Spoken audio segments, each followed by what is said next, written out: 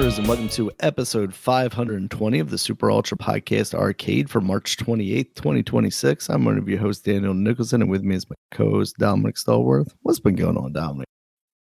Oh, man, it's been like a very eventful week this week, man. And, in sports world, especially, and in gaming, man, like some news we got to get to. But just starting out with the sports I've been watching this week. March Madness is here. We are getting to the nitty gritty, man. We getting to the end. We're in the Sweet 16 now. As for this podcast, actually, Elite 8 for men, Sweet 16 still for the girls, or for the ladies, I should say. But it's been enjoyable. So far for the women, it's been basically chalk. As far as like the one seeds are still in it. And that's why I have all going. This is all number ones from each bracket. While the men's, I had, of course, not that. And one of the one seeds is gone, Florida, as of this podcast. But my bracket it's not busted, but all I have is 3 of the teams in the Final Four in there. Houston was my other Final Four that didn't make it. The only teams that I have that's left that can make it is Duke, Arizona, and not Michigan. It's no, I think it's Michigan. No, it's not Michigan. Or is it Michigan? Ah, darn! I totally forgot the team. No. I think I had I totally forgot who I had for it, but I think only maybe 2 of them, maybe it's only 2 of the teams I still have in there. So, but I mean, overall, it's been a fun tournament. Going in, like basically all the teams that I wanted to lose, like as for because I don't like them, they did, and like hateful. Duke is usually a school I hate, but I haven't really hate them in the last few years. Like ever since basically almost Coach K's gone, I don't really hate Duke. I know my friend still hates him though. He always still rooting for him, and I might maybe next year I will, because North Carolina did fire their coach, and so I can like North Carolina again, so I can root for them against Duke. But I don't know. I just think that I don't hate teams like I used to when I was younger. I think because it was kind of fun to do, and as I get older, it's just I just don't have that feeling anymore. I'm spending too much energy. Yeah, my energy is more that I want my team to win. Like the team I want for, and I might root for a team as I'm watching the game. Like I root for the team, or I root for upsets and things of that nature. But I don't let it really get to me like I used to. Like I used to be just so angry or something like that. Like I'm more angry if my team loses. But like in the days of basketball, like after Jordan, I was just hate watching. Honestly, like I was just hate watching Lakers. I would always watch it and just be rooting against them. And that was more so because of people, a guy at school me and this dude was always arguing with one dude on the bus. He was a Lakers fan, and we were just Laker haters. That's exactly where we were. So we would just always argue about why the Lakers weren't that good or anything. He always had the last laugh because they won like 3 championships in a row when we were in high school. And I would just say they cheated. I just said that the refs cheated. Like I think this is all fixed. But I think that's why really in NBA I kind of fell off because I didn't really have a team, and a team that was closest to me, the Wizards, who I said, I guess I'll just root for them. They didn't do anything. But they have been competitive some years, which I was like, that's good. I can finally see them in the playoffs. But I also knew that they weren't going to win. And that kind of sucks. It's not like football where there's a chance. It's like basketball is like maybe you not know who would definitely win, but it's almost like you know who's not going to win. And that's the sad thing. It's like that's what I don't like. And I know some people probably argue, say you could do that for us sports, but yes, you can do that for some teams in football. But when it gets to the playoffs, there's a chance that a team could come through like and win it. That like you probably wouldn't expect. Like if they get to the playoffs, like it's not always guaranteed the favorite goes, and it might be a team that kind of low go. I mean, at the team that looks really bad, like and they just kind of fell in, or like injuries happen, you pretty much know they're not going to go. But for most of the time in the middle, it's like it's a chance. In basketball, it's like some teams it's just ain't a chance. Like it's not a chance in hell. And I think that's what really deterred me from basketball. It's like, man, I know who's not going to win. Sometimes you knew who probably who's going to go to the finals. He's like, yeah, nobody's going to beat this team. I think it's a little bit better now that you can't predict it, but it's just that it already fell off, some time ago with that. With the NBA anyway. But yeah, college looking great. But yeah, I'm not really rooting for anybody. Yeah, for the teams that's in there, I'm not really rooting for anyone. I probably I just want to see good games, and just like in the women's, not really rooting for anyone either. But yeah, I just want to see some good games.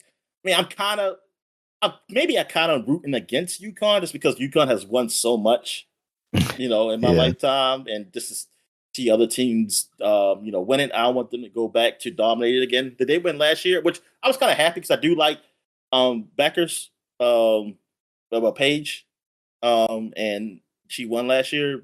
But now I'm like, okay, you got one. Y'all got one last year. Yes, just let other team go. But UConn's so dominant. Maybe UCLA can get them. You got UCLA, South Carolina, and Texas, who are other number ones out there. Or maybe, hey, maybe we're gonna get surprised and some other seed do it, but we'll see. Baseball also started, man. Opening day, my Orioles did win. So yeah, I'm happy for that, man. Great pitching. From Rogers, a starter who had what was it, 7 shutout innings, I want to say 6 or 7. But yeah, he killed it. So I was like, man, this is awesome. It was a lot of offense. We just won 2-1, but hey, man, take it. One first game of 162, man. So yeah, I just don't want what happened last year, where yes, you apparently yes, you may not win in April. Well, technically it's March, but basically like in April and May, you may not win. Like you don't win the season in those 2 months, but you can lose it because that's how my Orioles lost, because they did horrible the first 2 months of the season last year, and that bit them in the ass because when they did pretty decent going down the running as far as win losses, and it was like, darn, if we would have actually had a winning record at the beginning of the year, we might have made the playoffs. We might have been a wild card team. We've been batting for the wild card. But we did so bad early on that it was just, we couldn't dig out that hole. We weren't good enough to dig out that hole. So hopefully that's not a thing this year where I'm like, darn, we already lost at the beginning of the year. But it shouldn't be. Like people are predicting like this is like this year it should be kind of World Series or bust. Like you got a team that's good enough to go to the World Series. Now, do you have a good team to win it? Like against the Dodgers, who I predict will go? No. The only thing I hope for the Dodgers is that they get injuries late in the season. Like they don't get early injuries where they can have those guys heal up and come back. They need to be late injuries, and there needs to be quite a few of them. That's the only. Like I don't see how you beat the Dodgers. Like, I mean, you can beat them. I mean, we have seen some great teams do it. I mean, the Yankees have been beaten even at their greatest. I mean, after they lost, they won like 3 in a row. But but it's just man, it's like they just have so much, man. They just have so much on that team that I mean, it's gonna be hard. Like I don't know as far as the National League who can do it. But I mean, let's see how the season goes. That's why I'm just happy we're in an American League. Like that's so I like. Oh, I don't have to worry about that. All I have to worry about is getting there. And if we see them, that's what I worry about them. The and the UFL is starting today. as of today.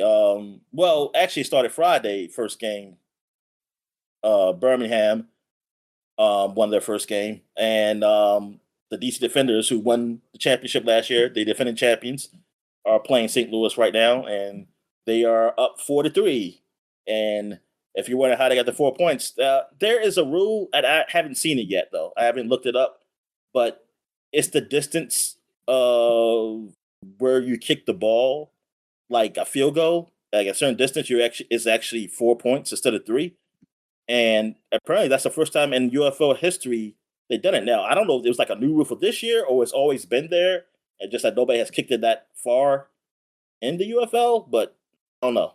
But yeah, that it's pretty crazy. Yeah, but it's pretty cool. It's like different rules like that, like something different than the NFL. Um, so yeah, that's it, man. That's all I got for sports. So what's been going on wrestling? Not too much this week. I did watch Dynamite, but it was kind of a slow Dynamite. There was a lot of talking segments. Kenny Omega versus Swerve Strickland kicked off the night, and that was really good. But otherwise, it was kind of a down show. It's one of these shows that I don't know if it was because it's in like a smaller city. It's almost like one of these shows that, like, if I'm outside of Baltimore and they're running Baltimore, it feels like that. Because like anytime they come here, it always feels like they give us kind of like the B squad. It's like, oh, here's a bunch of Ring of Honor guys because Ring of Honor used to be a big thing in Baltimore. And it's like, no, I want to see like the big names, please. And they're like, you don't deserve. And that's kind of what it felt like here. But yeah, it's still an all right show, but kind of a little bit of down, especially after the pay-per-view last week. And then WWE, I haven't really followed too much, still just the build to WrestleMania. And it doesn't seem like they're really doing like, I mean, the one thing I saw from SmackDown last night, Sami Zayn won the US title off of Carmelo Hayes with Trick Williams kind of intervention in the match. So it seems like maybe they've already set up Trick versus Sami Zayn for that title, and it seems like they'll probably get Carmelo Hayes involved. And then Ilya Dragunov has been kind of like trying to angle back into a match with Carmelo for the US title. So I could see that ending up being like the multi-man match they always do for like one of the secondary titles. So that should be a lot of fun, but it just doesn't feel like they're doing a particularly great job at really building any of the big matches. And part of that is probably because they're still kind of holding out like who's going to be back from injury, who's not. Cause like we got Seth Rollins back now, but Braun Breaker went out injured, and that's kind of where that storyline was heading, but between the two of them. So it very much feels kind of like filler until they've figured that out. There's a lot of speculation that Gunther was going to face Rey Mysterio because like Rey Mysterio is not quite ready to retire per se. And I don't think Gunther should necessarily be the one who retires him. Should very much be Dominic Mysterio, his son. Especially in the iteration he is now with the, kind of slimy heel being more like Eddie Guerrero than Rey Mysterio. I think that would be very fitting. But that's a big match for Gunther to, I don't know. I guess now thinking about it, like, do you have him beat Rey Mysterio? But like, obviously it wouldn't be like a retirement match. Because you don't just kind of deflate Gunther by having Rey Mysterio beat him. I don't know, maybe some shenanigans or something. But it sounded like that was kind of the match they were angling towards. But Rey Mysterio got injured, but he could be back before WrestleMania. So it just feels like a lot of these guys are in a holding pattern or kind of sitting on the bench until all this shakes out. And every day we just get closer to WrestleMania. We're basically a month away at this point. And it's time to actually start establishing storylines. And if you're not going to do that, then nobody's going to really be too excited. Especially I there was a lot of talk early on that like attendance is down, like ticket sales aren't going that great, but you have to consider like this is the second year in a row that they're running Las Vegas. So like the people that went last year as like, oh, you know, it's expensive, but it's also a trip to Las Vegas. I'll get to see that stuff. Those people have already gotten to see that, and ticket prices have only gone up since then. So it's kind of like, is it worth it? And then you have this, suboptimal build, and everybody's just kind of deflated on it all. So it's a little rough, but it's still WrestleMania at the end of the day. It'll still probably be, two fun shows, but it could be a lot more fun if the build was actually really good and there were like established stories as to why everybody's fighting and all that stuff. And it'd be a lot more engaging leading up to it. Yeah, that's where wrestling is right All right. But what about so you don't pay attention to like what was the video I showed you? That was where was that from? Where was that from? Which one did you show me? Was that Impact TNA or something like that? Yeah, that was Impact. Yeah. No, I don't watch Impact at all. Because they've been involving themselves a lot with NXT, or at least for a while they were. A lot of the NXT guys won TNA titles, and they were kind of showing up on each other's shows. TNA did get a like pretty big TV deal with AMC now, so they're actually on like kind of a channel that people have if they have cable. But even their first show on AMC, which they built up like is this big event, really was just kind of, I don't want to say indie bullshit, but it was still pretty low production quality wise. And really it's just like that's where a lot of the guys who I don't want to say couldn't cut it in WWE have found themselves. But it's really a lot of the like kind of mid-tier talent that I'm not really interested in seeing. There are a couple of guys there that I very much like, and Mustafa Ali is there. But that's kind of the only name I can really name out of them. I follow it kind of tangentially. They just had a pay-per-view Sacrifice, but it looked like maybe their main event ended in kind of an injury. One guy got kicked in the head and just concussed, like just out. It looked like, his body locked up because he was running the ropes when he got kicked, and then he just like slumps over. He's still holding on to the ropes because like I guess his hand just locked up and he couldn't let go of it, which was actually kind of good because he then wasn't able to just fall directly down and hit his head again. But he just, you could see his other hand was just like locked in kind of a claw. So, man, that's rough even for, a company like that. It's like, oh man, you really got screwed over. This was your big opportunity to have your pay-per-view and have people excited about it. And then for your main event to kind of end like that, it's unfortunate. But yeah, that stuff happens in wrestling, and it's pretty scary. I haven't really seen a follow-up on him. I would imagine it was, a kind of flash knockout thing where he wasn't seriously injured, but it's one of those things where, concussions and all that stuff it's scary. Yeah, exactly. All right. So now get to what we've been watching. So I've been watching Invincible. Like I know the new season started. I haven't been watching those episodes. I've been watching the previous season because I missed it. Yeah, I didn't watch any. So I watched maybe like 4 episodes, maybe 4 or 5. I forget. Probably 4. And it's been all right. It's darker.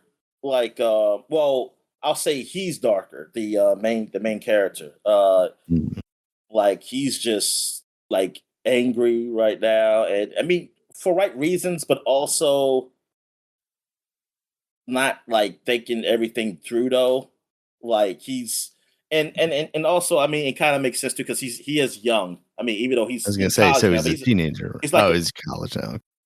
yeah he's in yeah he's a freshman, so he's probably technically 18 or Right. 19.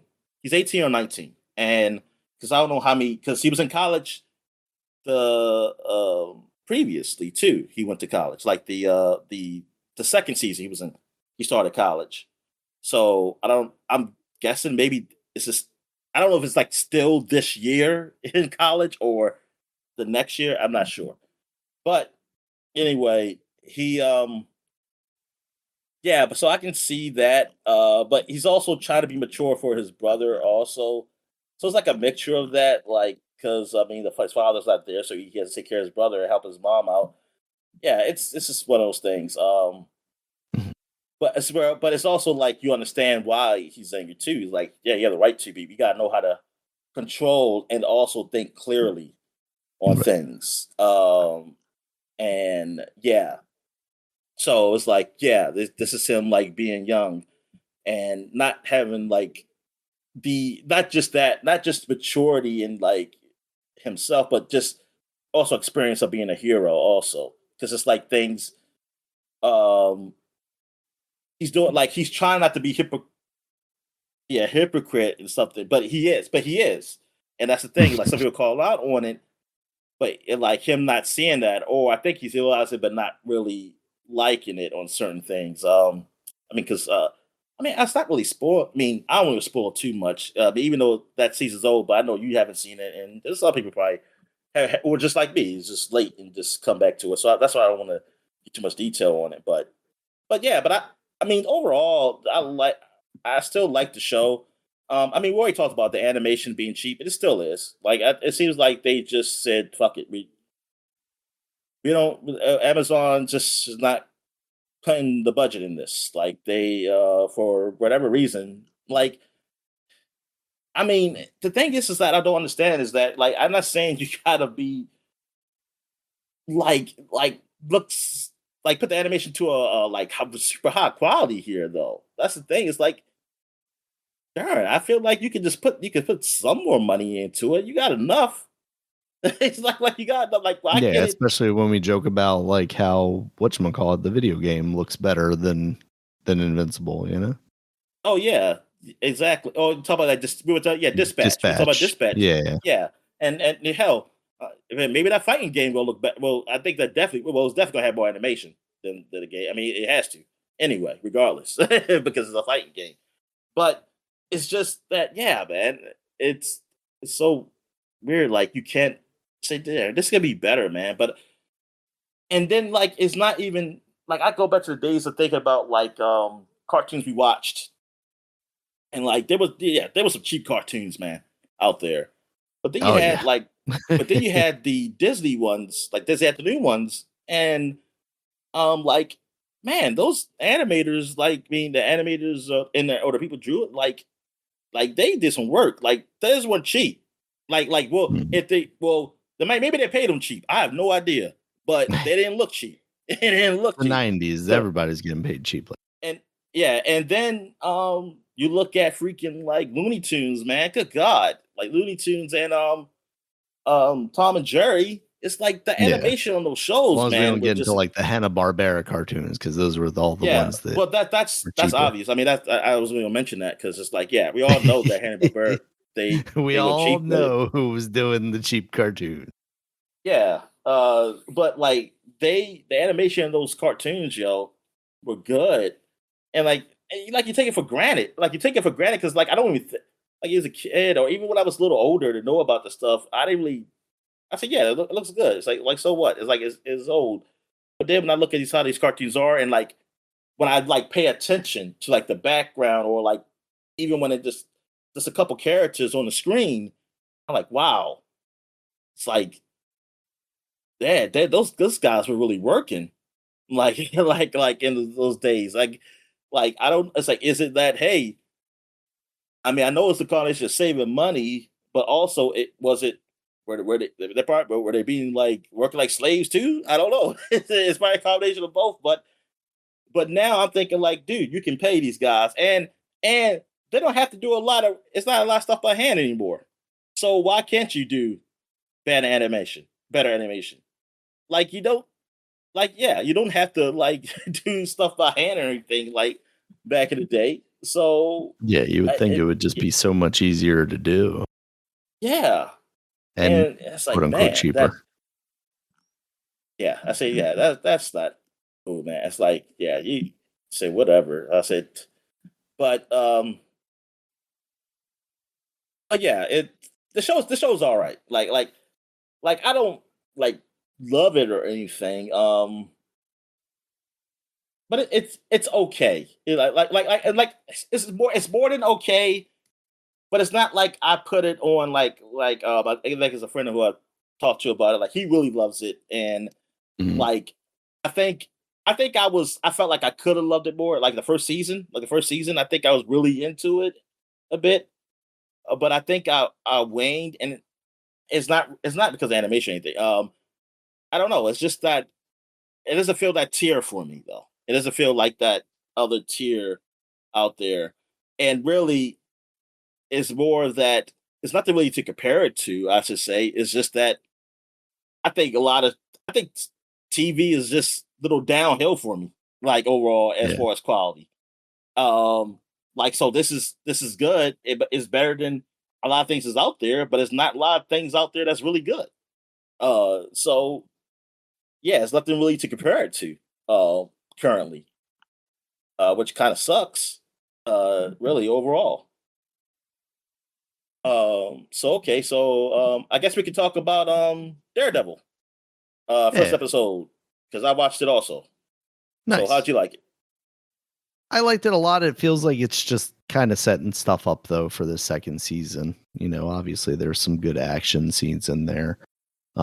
The first one, it always feels like they're just kind of chasing that one shot scene from the original Daredevil. Um, but I think it still looks nice. But it really does feel like this episode is just kind of setting things up. It kind of makes me think that maybe I'm not going to keep up on this weekly, and I'll just wait until it's over with to kind of binge it. Man, that's Is the only way I will watch. yeah, because Because I'm not because if I'm going to binge, it's gonna be years. It's gonna be not years, but it's gonna be probably months after it's been out if I don't watch it yeah, now. yeah. You think so? Yeah, and that's part of what makes me think I should keep up with it, just because yeah, if I'm not like trying to actively be part of the conversation, yeah, next thing I know we're two Marvel movies past it and I still haven't gotten around to watching it. But I mean, it is keeping me excited though. Like I guess that's part of the problem, right? Is the excitement might go away if I'm not waiting for that next episode, because this first one ends in kind of a cliffhanger as to like, oh, what's going on here. um but yeah, I think all the stuff that they're setting up is interesting to me. Actually, forgot You what know. happened at the end. Okay. um I'll tell you, Ed, but let me hear your opinion first. I mean, no, I liked it. I mean, I Yeah. enjoyed it too. Yeah, like you said, it's just this is setup, but it was pretty good. I know this the his ex girlfriend. I don't The like her therapist. anymore. Yeah, the therapist. Like I Yeah. feel like this. If she like, there would be nothing to redeem her for me now. Like I would just want her to Yeah. die, and I don't want. Actually, I don't want nothing. I'll be pissed if they try to do something like, oh, she does this to help. I'll be like, okay, if she does something to help and she dies because of it, I'm okay with it. But she has to die. Yeah. Like she, I don't like not It die, but sounds she like has to there's be no way to get out of this without her just dying, huh? or be punished in some way. She has to be punished in some way where I am satisfied, basically, Yeah. which is like her going to jail or something, or I don't know. Do Because you think to there's me, potential there for her to, be doing what she's doing in the guise of trying to actually be helpful and I mean, sabotage that's this? maybe that'd be the only way if she does that. but her It just doesn't doing feel what like she that's where they're going with it. It no, just oh feels like no, she's exactly. committed, Yeah, it seems and I like, don't know and then her why. it's one thing to make it like, yes, she has that trauma of what happened, and she has a feeling towards heroes, but she's not really like. It's one thing to be like, yeah, I don't like vigilantes. I should say, I don't like people being vigilantes, but not to the point of doing something illegal though. Yeah. Like that. That's the kind of characters I like because they make you because they do have a they still have principles. Like Yeah, they may I was not gonna be say what you they have a agree with. sense of morality to them. They Yeah, don't think people should just take the law into their own hands, but yeah, that's and that's a good exactly what arc. you're doing And yeah, by subverting that, right? and then it's like her doing what she did in the show. So I don't want to spoil it until I say spoilers. Um, it gets it like okay, now you're see now you're breaking laws and stuff. Say nah. See now I don't even care about your stance or what you feel like anymore. Like Yeah. because now you're just on the other side, and now anybody has any right to do what they got, like those vigilantes, whoever comes after you, they have no right, whatever, because you breaking the law now. So now, like you're doing something that's wrong. And yeah, so nah, that not yeah. So it's like I know some people who didn't like her, and I was really feeling what she was saying even last season when she was saying Yeah, like I think we had saved already kind of herself. turned on her. Yeah, Yeah. yeah. When she said, "Oh, I saved," it's like I saved myself, and I was like, "Oh, if he didn't come, you would have died." Yeah. If Daredevil was never there, you was never going to save yourself. You was going to die. Now I can't remember. Did Muse die in that first season? I want to say yeah. That's what I thought too. I want to say like she sees a ghost and not just him. So I feel like Yeah. yeah. I feel like yeah. Okay, now I remember what happens at the end. With Daredevil. Now I just Okay. remember. But Okay. yeah. Yeah, and that Spoilers now dynamic from I now on. think is interesting because did we get any sense of that from the first season? I can't remember What? kind of what role Bullseye was playing in the first Oh season. yeah. Well, we knew that he was working for the wife, Right. so he was going to kill Fisk. So Right. it was like, I mean, it's bad, but hey, he's killing Fisk. I don't give a fuck. Right. Yeah. Right. It's like, Yeah. but for the show, you're not gonna what I mean. You want to see Fisk, but I mean, but as for the thing, he's going after a bad guy just for the hey, whatever reasons, whatever the wife reasons, wrong reasons, because she just wanna run her business the way she wants to run the business, like the illegal stuff, like and him, he just get in her way and let not he's taking control back and she's not having control or anything. Um, so in a way, it's like, yeah, but that he screwed up. But in a way, like Bullseye, I don't even know what to say anti. It's not anti, it's just it's like he's still more probably closer to villain than like a Punisher. Like Punisher is like, Yeah. yeah, he's Yeah. He's what he does is good. I mean, it's at the end of the day, it's for the good of people, just in the verse violent in his way. However, this guy, I think it's more personal. He's not doing it. It's more personal for him than anything. But he helped out Daredevil then. So we'll see how that works. Maybe it's like the enemy of my enemy. Like I said, enemy of my enemy is the friend kind of thing. Really with that. Um, but yeah, I mean, I kind of figured because, like, yeah, because I never knew what happened to him. He just kind of disappeared. So I was like, well, they got to bring him back, and that the way they did it, like him helping him out there, it's like, okay. Um, I just want to know what happens to the black guy, though. What happens to the ex cop? Is he going to be yeah. alive, or he's going to have a heart attack or something?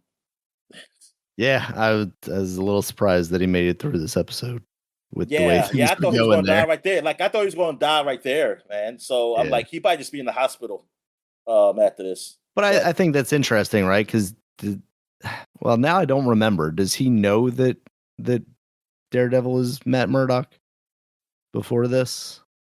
Yeah. Okay. Because he was part of like the Avengers team in the first season, right? That Yeah, everybody's yeah. clowning on. Yeah, okay. So yeah, this is yeah. All right. So yeah, this season. I mean, this it keeps me excited. The first Yeah. episode keeps me excited for it.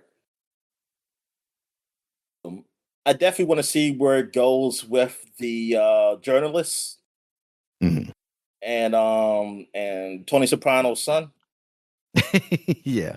Like what's going like what's his deal? Like how He's he's going living to a little end up too in this? large right now, Dominic. I feel like he's getting a little big for his boots. That's what I'm saying, man. Yeah, that's what I'm saying. It's like, come on, you gotta calm it down, man. I get it though. Like you're the deputy mayor, man, stuff and everything, but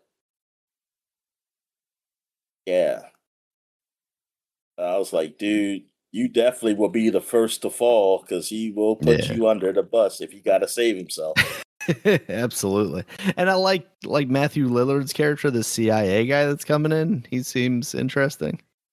Oh yeah, yeah, he Kind does. of He walking does. into the room and acting like everybody's clowns, Yeah. like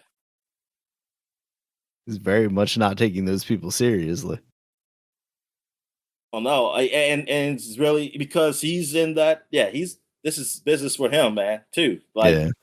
and then what we call it? I mean, Kingpin basically fucked up too. Yep. Like he's like, dude.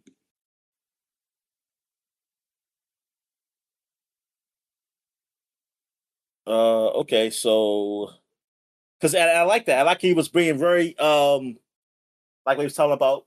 Oh, so you got guys? You say, so I got guys I trust. Oh, you trust? Are you going to kill them after they do the job? Because that's what he's Right. saying. It's like you're going to have to kill them. Yeah, Yeah. if they're really good guys, do you want to? Do you want to like just use them now? Like use them now, and then you're done with them. Like that's the thing. You don't want to use. He's telling you like you can't use no guy. Like if you're going, you don't want to use no guys you can seriously trust. Like it mean you're the best guys. You don't want to use your best guys on this because you're gonna have to kill them, and then you're stuck with some mediocre guys. Yeah, you say, yeah, I'll take care of it. Yeah, because this is like the thing where it's like you want to leave. They leave no Yeah. freaking loose ends. You can't leave no loose Yeah, ends at all. because you're the mayor and you're out here running guns and yeah. Yeah, exactly. And it's like, and that's the thing is that to me, like for a criminal boss, now that's what it tells you that like is ego into that. Because at the end of the Yeah. day, you don't want to be that. Like if you're like a criminal, like you don't want to be a public official. You want Right. to know public officials. You don't Yeah. want to be. Yeah, No, you want to work from the yeah, shadows. You don't yeah, yeah, you don't want exactly. your name out there like that. Yeah, you want to know them. Yeah, exactly. But that's like the ego with him and like or like Lex Luthor, like Lex Luthor being damn Mhm. president. You know, it's like it's Yeah. that whole ego thing where it's like, yeah, I can do this shit and do what the fuck I want.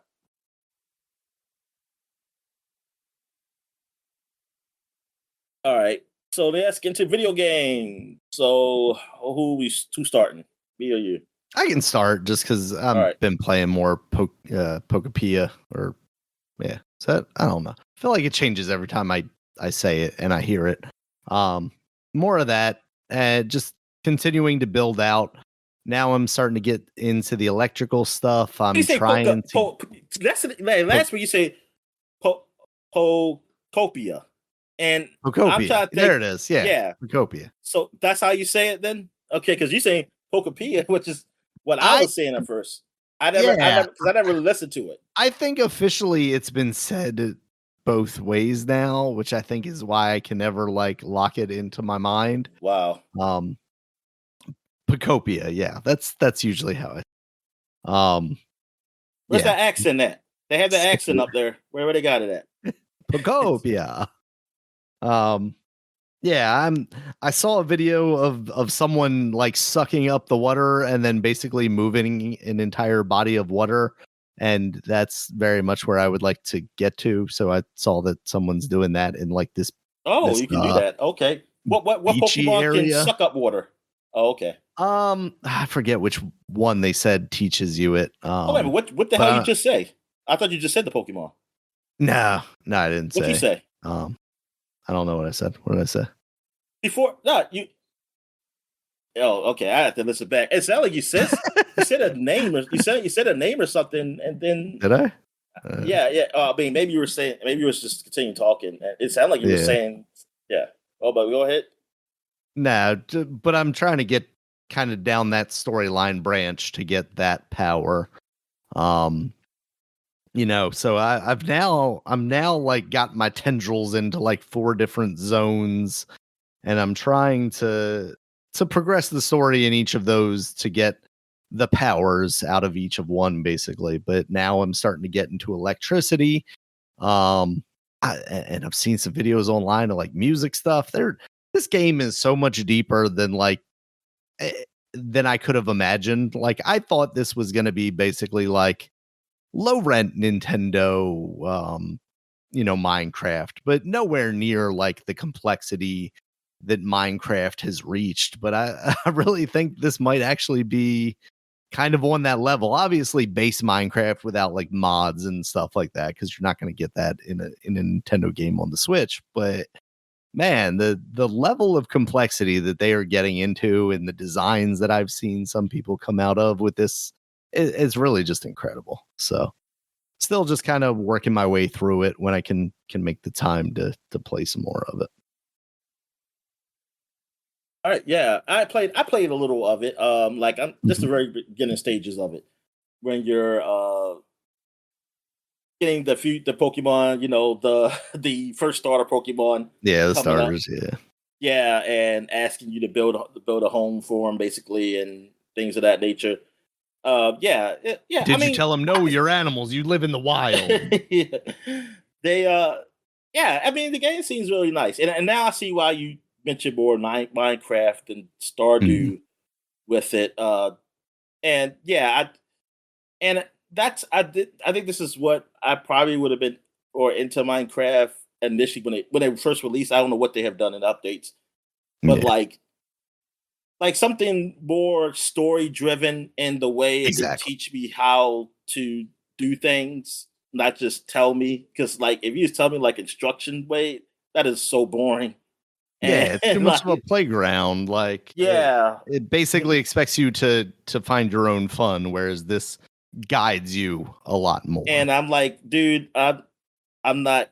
I don't have that mindset like a kid anymore. Like if I was in freaking elementary school to probably middle school, man. Oh my god, yeah, I would be just doing shit on my own all day. I mean, just like I did that with a lot of games, like you remember with Warcraft, the Warcraft maps and stuff like that. Mhm. And like, or even like or Starcraft, like you do a map editor and stuff like that. Like yeah, I would love to have like do that stuff, and I can. That's why I can see my kids are into it. But it's like, man, as adults, like, nah, man, you gotta give me some more than that, man. I ain't trying to just like play like hey make your own fun. It's like nah, I bought you I bought you for the like to tell me what the fun is. And like stuff like that. Like you tell me how to maximize my fun. Yeah. But um but yeah, it does seem all right. It's just that I just got too many games I want to play, and that like this is gonna take away because And it really is a time yeah, waster. Like and I I don't want kind to of say it like that, but it takes a no lot no of no time no to do anything. yeah, yeah, I understand what you mean. I mean, I understand. Yeah, you know what I mean. Like it's like waste time. Well, some people will argue though that Daniel that all games are a waste of time. But Oh but yeah, I mean sure. the I feel like you look if I want to play a game like this now, like even though I want to, I actually want to go back to Stardew Valley because I actually like just kind of finish that off. So I was like, I'll nah, it's got the just one of those things I'll miss out on. But But speaking of like the Switch, like I played some Donkey Kong Bonanza. I played more of it. Like I think I played through the first boss and that's where you get the talking rock feature, which I didn't know Mhm. anything about, and because I was like, oh, is this the thing that I was like, wait a minute, where's Paulina? It's like what this ain't her. I was like, this is turned to her or something. And I was like, oh, I didn't even know you get like a talking rock that actually talks. Like it actually has some voice, Yeah. a voice actor to it. Not the best of quality though. I mean, like, not that the voice actor sucks. I mean, the sound quality. That's exactly It's a what I rock, mean. Dominic. Like, What do you want it to sound like? Come on. I don't know, man. It's like I don't know. Like the rock thing is fine. It's like the sound quality. It's Nah, not. I don't know what they using. I mean, I don't know, man. Whatever. But like this ain't gonna be they Windows made it during the awards. pandemic, Dominic. It's somebody in their well, basement, their at least echoey for basement. They couldn't yeah, clean up the but audio enough. yeah, and it's like Nintendo, like they like in some games they have voice act. Like there's a few games that have voice act, and then like how Zelda has voice acting, Yeah. and but you know what? Like Like Zelda's this voice acting, I one always found the character same is gonna too. have. Like Zelda's voice acting, the Breath of the Wild one.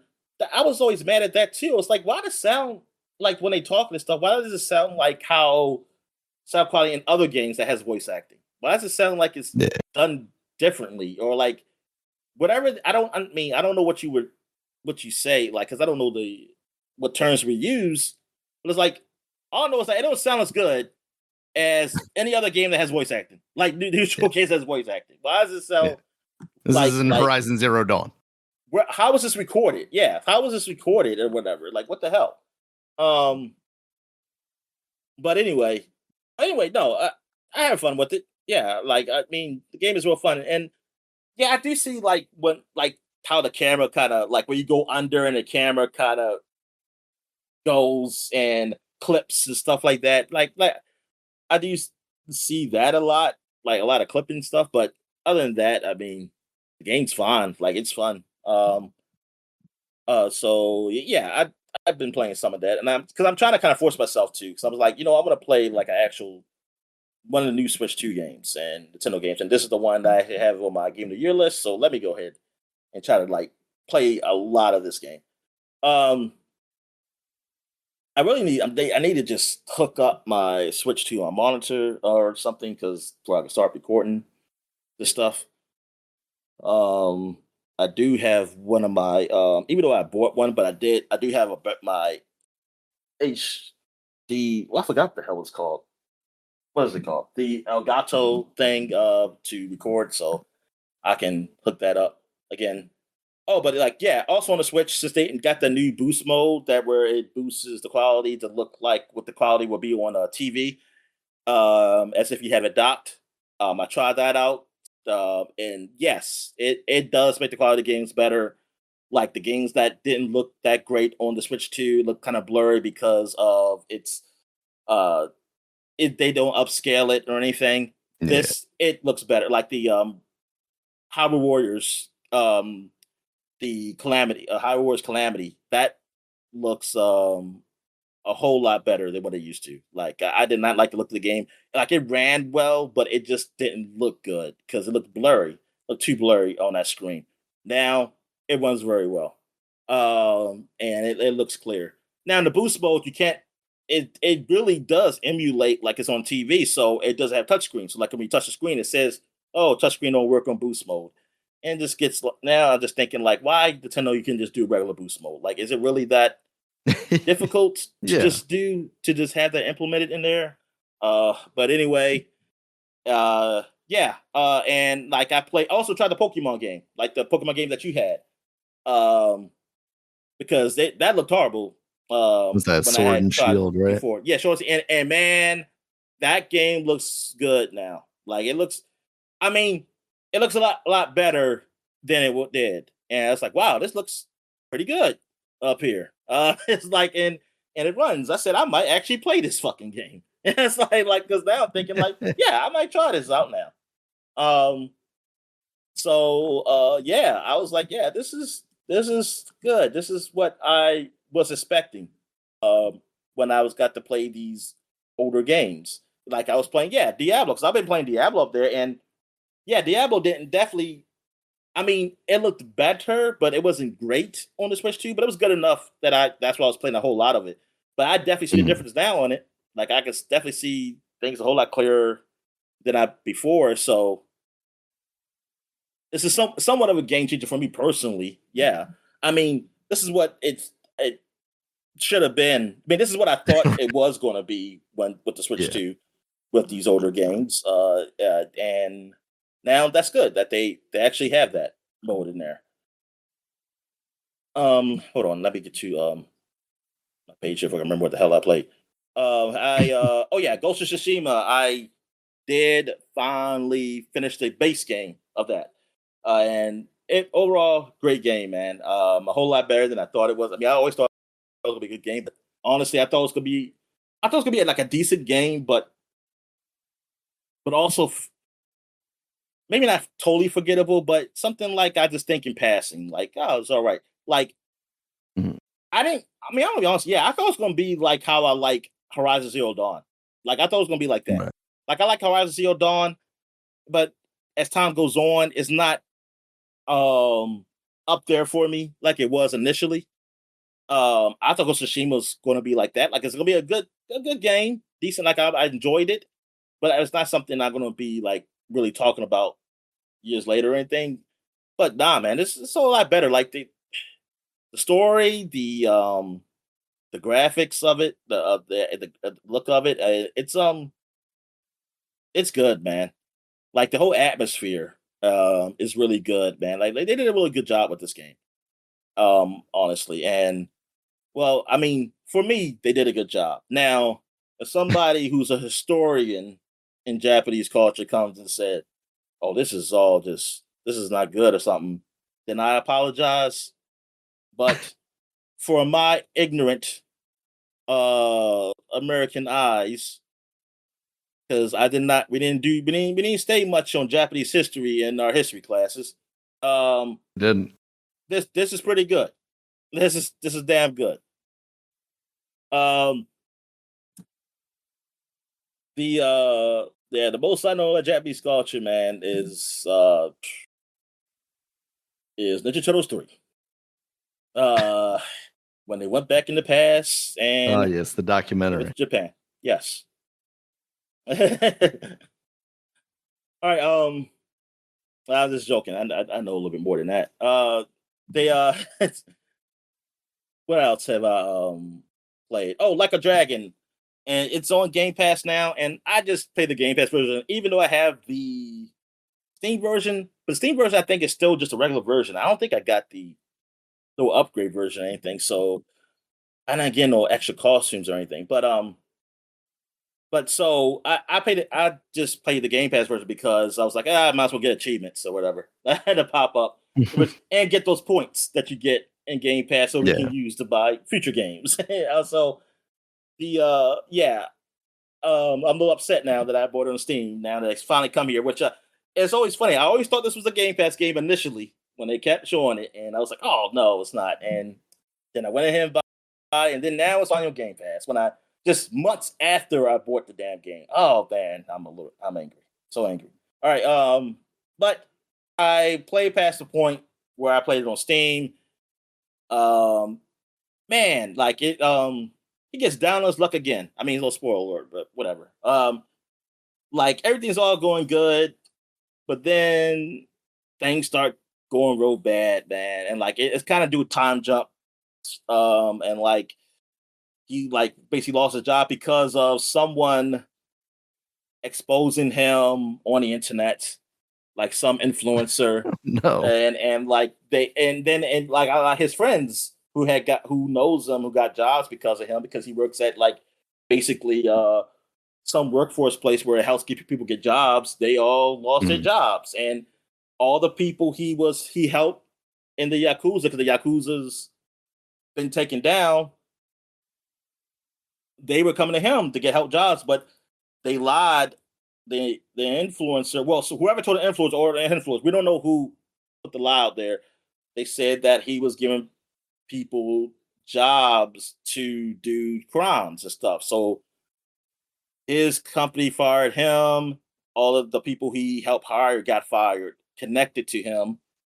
And then now some of those guys have kind of formed their own yakuza. Like they're going to some person who was trying to form a new gang, like almost a new yakuza or something. And Like now, I'm trying to help some guys, like especially one particular guy who I know who I helped, who got his life together, but he left, and like he went to join that group, and then I'm trying to right now. One of the missions is like I'm trying to help him get out of there, like to not fall in that trap. But I mean, it shows is that like, look, man, these guys who in crime, nobody's trying to hire them, and that was the issue. Like you shut it, like that is put some law or something that basically got the Yakuza shut down, but nobody wants to hire these guys. Which for me, it relates to me as like that's what a lot of for black folks is like. We all get a lot of us get locked up, then we get out, and yeah, there's some work. Well, there's some things I don't know. I don't know if it's better. I guess it's somewhat better. They do have work programs and stuff for guys who got out, but you know, there's still but so many jobs out there and jobs to make a living. Also, like you're stuck, and um, with them it's like, yeah, you do this, now you're gonna have a hope. Like, okay, you stop this, so you have stop having a criminal organization happening. And no, I guess in the grand scheme of things, that's right. But what's your plan afterwards? You know, because you're gonna have a bunch of guys now they don't have jobs, and what's gonna happen when they don't have jobs and they can't find jobs? Like, like that should have been in place regardless. Like what he was doing, he was helping you because he was helping them get jobs. He was working at a work release, but almost essentially like equivalent to a work release program. And he, but you, since you got them up, it's like, what you think gonna happen? So yeah, they're going to crime. It's like, yeah, that makes sense. All right. Anyway.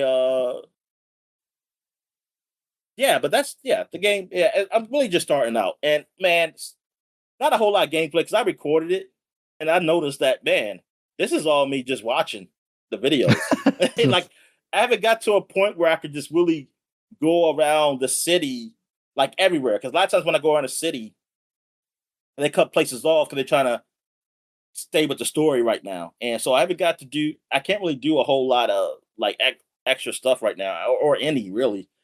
It's still kind of in the tutorial part of the game because I finally got to a point where I got a crew now, like where I actually have other people who I'm fighting with, and yeah, and that RPG style fighting is pretty good. Like I like it. It's fun to watch and it's funny. But yeah, it ain't still fun. It's all right so far. It's all right so far. For the little bit I played, because it's only not only little as far as because I haven't. I'm only still at the beginning, but also there's like more cutscenes than actually play right now. All right, so I guess that's it. Oh, I played a little bit of Kingdom Come Deliverance, because that is also on Game Pass, and yeah, technically I do have it on. Well, I played through your account on Epic, but Mm. yeah, as I said, I didn't really get that far into it. I mean, I got a little. I basically finished the tutorial and got to a point where I'm like to another town.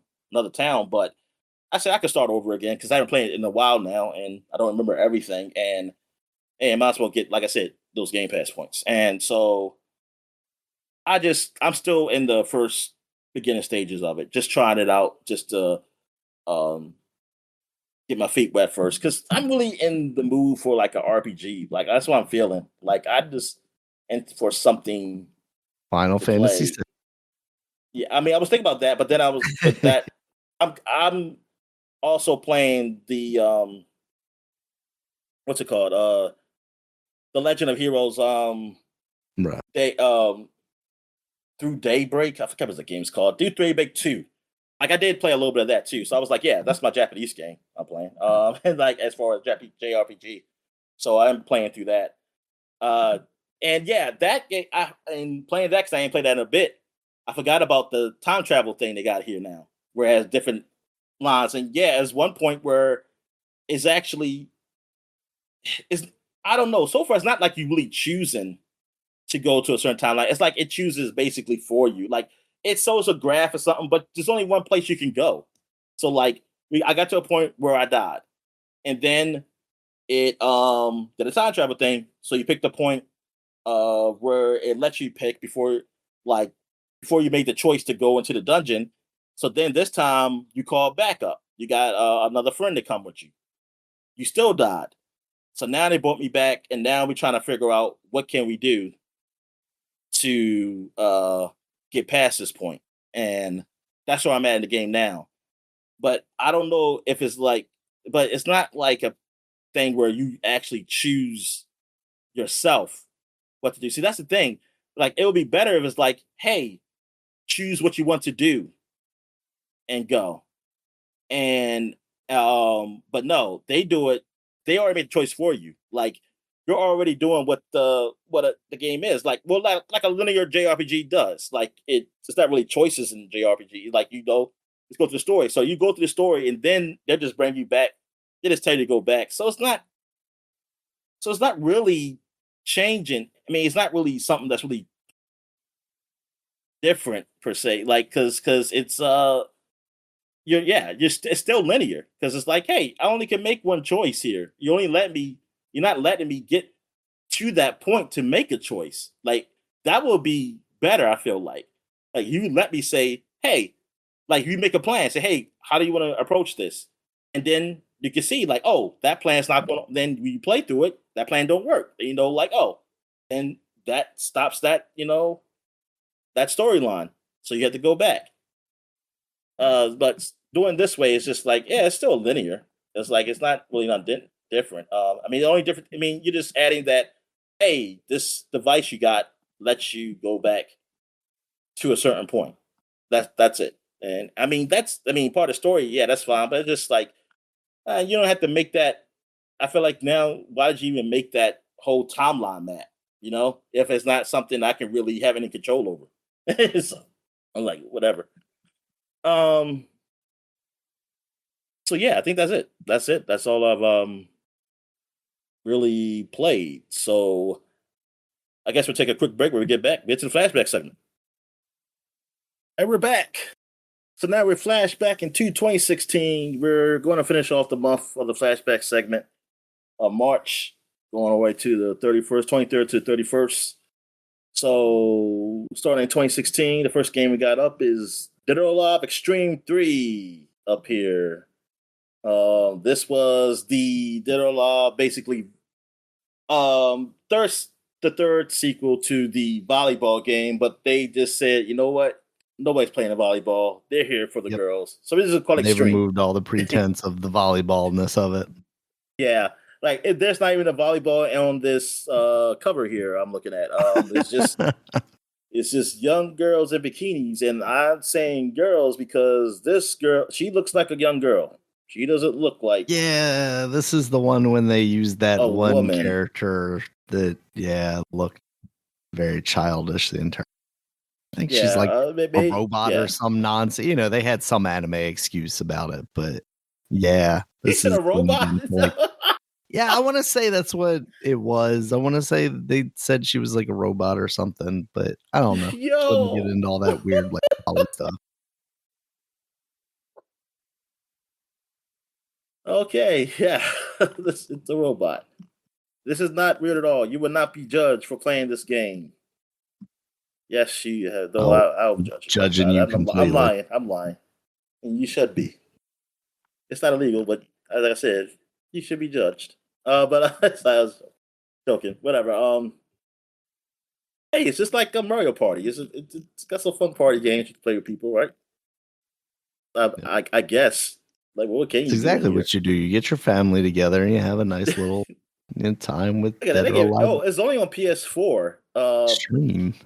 Yeah, it's not even on like PC or anything. Yeah, it's only on PS4, and it's a 43 out of 100 on Metacritic. Seems good enough really for what I'm going to use it for. What is this? The feature display. Wait a minute. What's this feature here? Game modes include Beach Flag, in which players will compete in a race to retrieve a flag, and rock climbing. The feature, which displays tan lines and swimsuit malfunctions, Hell is yeah. only available in the PS4 version. In addition, there is Oh a yeah, new the Vita sun doesn't tanning have that kind of system. technology. But why? This is the where they only reviewed it on a PS4. That's what I. Okay, that's what I meant. I mean, it is on. Oh wow, this is on the Switch. I didn't know that. It's on PlayStation Oh, did it 4. come to the Switch finally? Yeah, Man, I PlayStation need Vita and Nintendo Switch. that's funny. Now they call it Scarlet because the PlayStation Vita one is Venus, and then they call PlayStation 4 Fortune and Scarlet. I guess that's the Good. covers. I, I Sure. I'm guessing because I don't think it's a Pokemon kind of thing they're doing here. It's No, you like sure? yeah, because I mean I don't even know how. Maybe that's just in Japan that it's on the Switch, because I just typed in Dead or Alive into maybe I gotta do DOA. I got nothing. Yeah, I'm getting no results on the American eShop, unfortunately. Yeah, I yeah, gotta I don't know activate that what that. Japanese account, It just Dominic. says Asia, Asia basically. Ah, okay. Oh, so look at that. Is it all the I Asia gotta just to go to get it? Play Asia and import my copy then, I guess. Just like back in the old days. Yeah. Yeah, man. Yep, this is a good quality game. All right. It might be the last one of the kind. I don't know. Was I there think Extreme? so. Yeah, I don't remember seeing Extreme 4. All right. What else we got here? We got Adrift came out 10 years Yeah, ago. so So what is this? this is lumped into the launch of the Quest, the Meta Quest. Oh, I'm looking at it now. Okay. Yeah, Adrift was basically like Gravity, the movie. You're Yeah. kind of left alone in outer space and in VR, and you're kind of going around trying to get through the story of that. It always seemed like a really cool game. I think it reviewed pretty well at the time. I never got around to giving that a try though. But hold on. What was the other game that was similar to that? To this, like it had a sequel. Did this have a Was sequel? it was it a VR? Yeah, it's a VR game. Does this? If this is have a sequel, then wow, this is very similar to another space game that's been done very well. And I want to know, yeah, because it's the game I played. It's the game I played on the. Are you thinking of the one that also had like a multiplayer game associated with it too? It was Man, if kind of it like did, man, anti-gravity, but I feel like that one was no, maybe a but you were little on a more spacecraft. Tron-like. You're on a spacecraft, Okay. and you you did like you play as a woman, I believe, and you're trying to fix the spacecraft stuff too that went wrong. There was a sequel to it also, though. That's what I'm trying to think of the name. Yeah. I'm gonna just game similar to Adrift. That's a good idea. Star Wars Bridge.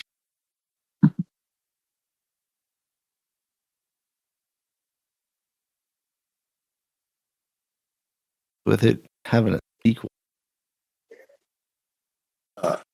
To those projects. I'm not what?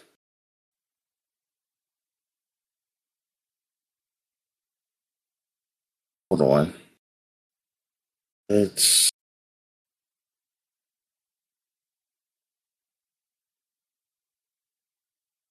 Lone Echo.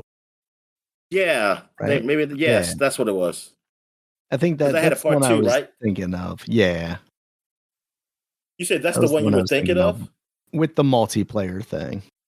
Oh, They had a multiplayer portion of that. I think was so supposed to be kind of like Tron like. this came out on just wait a minute. So this, yeah, I just don't remember this game. Then I don't remember Drift, Yeah. and it came on an Xbox One and PlayStation 4.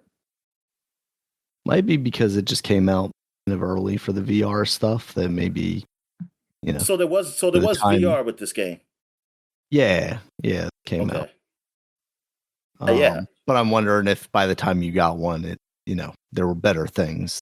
Oh no, Lone Echo. I mean, Lone Echo. I mean, that was rated. That won awards and shit. Yeah, and that's what I'm Well, trying that's to what I'm think. saying. Like, yeah, I'm thinking like if a drift was like, I guess Lone Echo. I wonder like, did it? Is it just a coincidence like that game was remade, or did they learn from a drift? That's what I want to know. That's what I'm really curious about. Because yeah, like, darn, I just want to hear this game. I just want like hear this game talk about. Like, I didn't even know like they. Like I said, I don't even remember it being an Xbox One and PS4 game. Yeah, I forgot that it did come out on other things. I always thought of it as kind of a VR title. And Reezer, your boys Reezer were composing for this game too. Oh yeah, I didn't even know Yeah. that. I don't know. See, these review scores are not particularly good. Maybe What, for a I'm drift? confusing a drift with a drift. Maybe it's just the non VR versions that people are kind of downing. But maybe I'm wrong. Maybe I'm confusing this with Lone Echo and thinking I mean, that that's like I this said. game was I'm only thinking, more yeah, because highly I only praised. know of Lone Echo. That's what I'm saying. I'm just saying, like, I've never heard of. I'm not saying. I mean, obviously, I know it exists. I'm looking at it, but I always heard of Lone Echo when talking about space and everything like that. Like, I just never heard nobody talk about drift. Yeah. All right, we're All gonna edit this right. all out then. It's like, because you said the view scores are low too. Yeah, I just edit it all out because then this is like worth talking about. All right. Also outdooring the Quest launch, it came out with Keep Talking and Nobody Explodes. I think we had previously talked about this when it originally came out, but I think the Quest version is kind of the ideal version of it because the person looking at the puzzle is the only person that can see it, right? Because they're in the VR headset. Nobody else can see Yeah. it. Meanwhile, the people outside of the VR headset are trying to explain to the person in the VR how they need to solve the puzzle. So I think the best way to deal with that. Yeah. Yeah, that's And cool. then Lucky's Tale, which is a pretty solid platformer from the bit of it that I've played. It very much goes for the Nintendo, the Rare-esque platforming mascot kind of thing. The VR of it all, I don't know, really adds that much dimensionality to it. I think it's kind of it's a cute gimmick, but it doesn't really make the gameplay any better because of it. It just So basically, this is the release of the Quest. Yeah, that's what I said. Yeah. So why didn't I see that in Moby Games? Like, Moby Games has failed us, Dominic. How did I miss that? Quest. Maybe I didn't. Maybe because maybe they have a thumbnail. Sometimes when things will have thumbnails, I kind of look over sometimes. Yeah. And maybe don't have a Quest thumbnail, and maybe I'll just start like, oh, this is nothing. But yeah, that's okay. So this is huge then. This is like, yeah, the release of the Quest came out and horrible games came out for it. But yeah, man, because yeah, look at these scores, man. They ain't good. It's like, yeah. I mean, I thought they were. I mean, I guess really is just they. I mean, okay, they may not be good, but because of the newness of it, you will find something appealing because it's just solely different than anything you ever done. And yeah, like, yeah, I mean, the games that I talk about the Quest now, they haven't been released yet. Like the robot. What's the robot game? The shooter one. Oh, Robo Recall.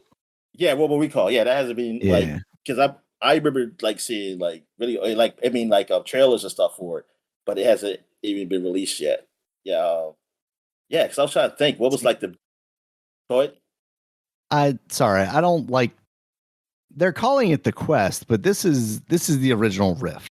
You know, this is the Oculus Rift so this launch. isn't. Oh, okay. So they're okay. This is a Rift came out. Yeah. Oh, so This they is when okay. CV1 of the Oculus Rift came out, March So 20, they made a mistake on 2016. Wikipedia. What the heck? They try to change history here. Try I to was gonna say say they're you know. trying to Oh no, Facebook yeah, wash yeah. Dominic. No, somebody from Facebook did it. They said like, yeah, yes, let's take out it's like the Rift never existed. Yep, Rift never existed, just the Quest. Yeah. Uh,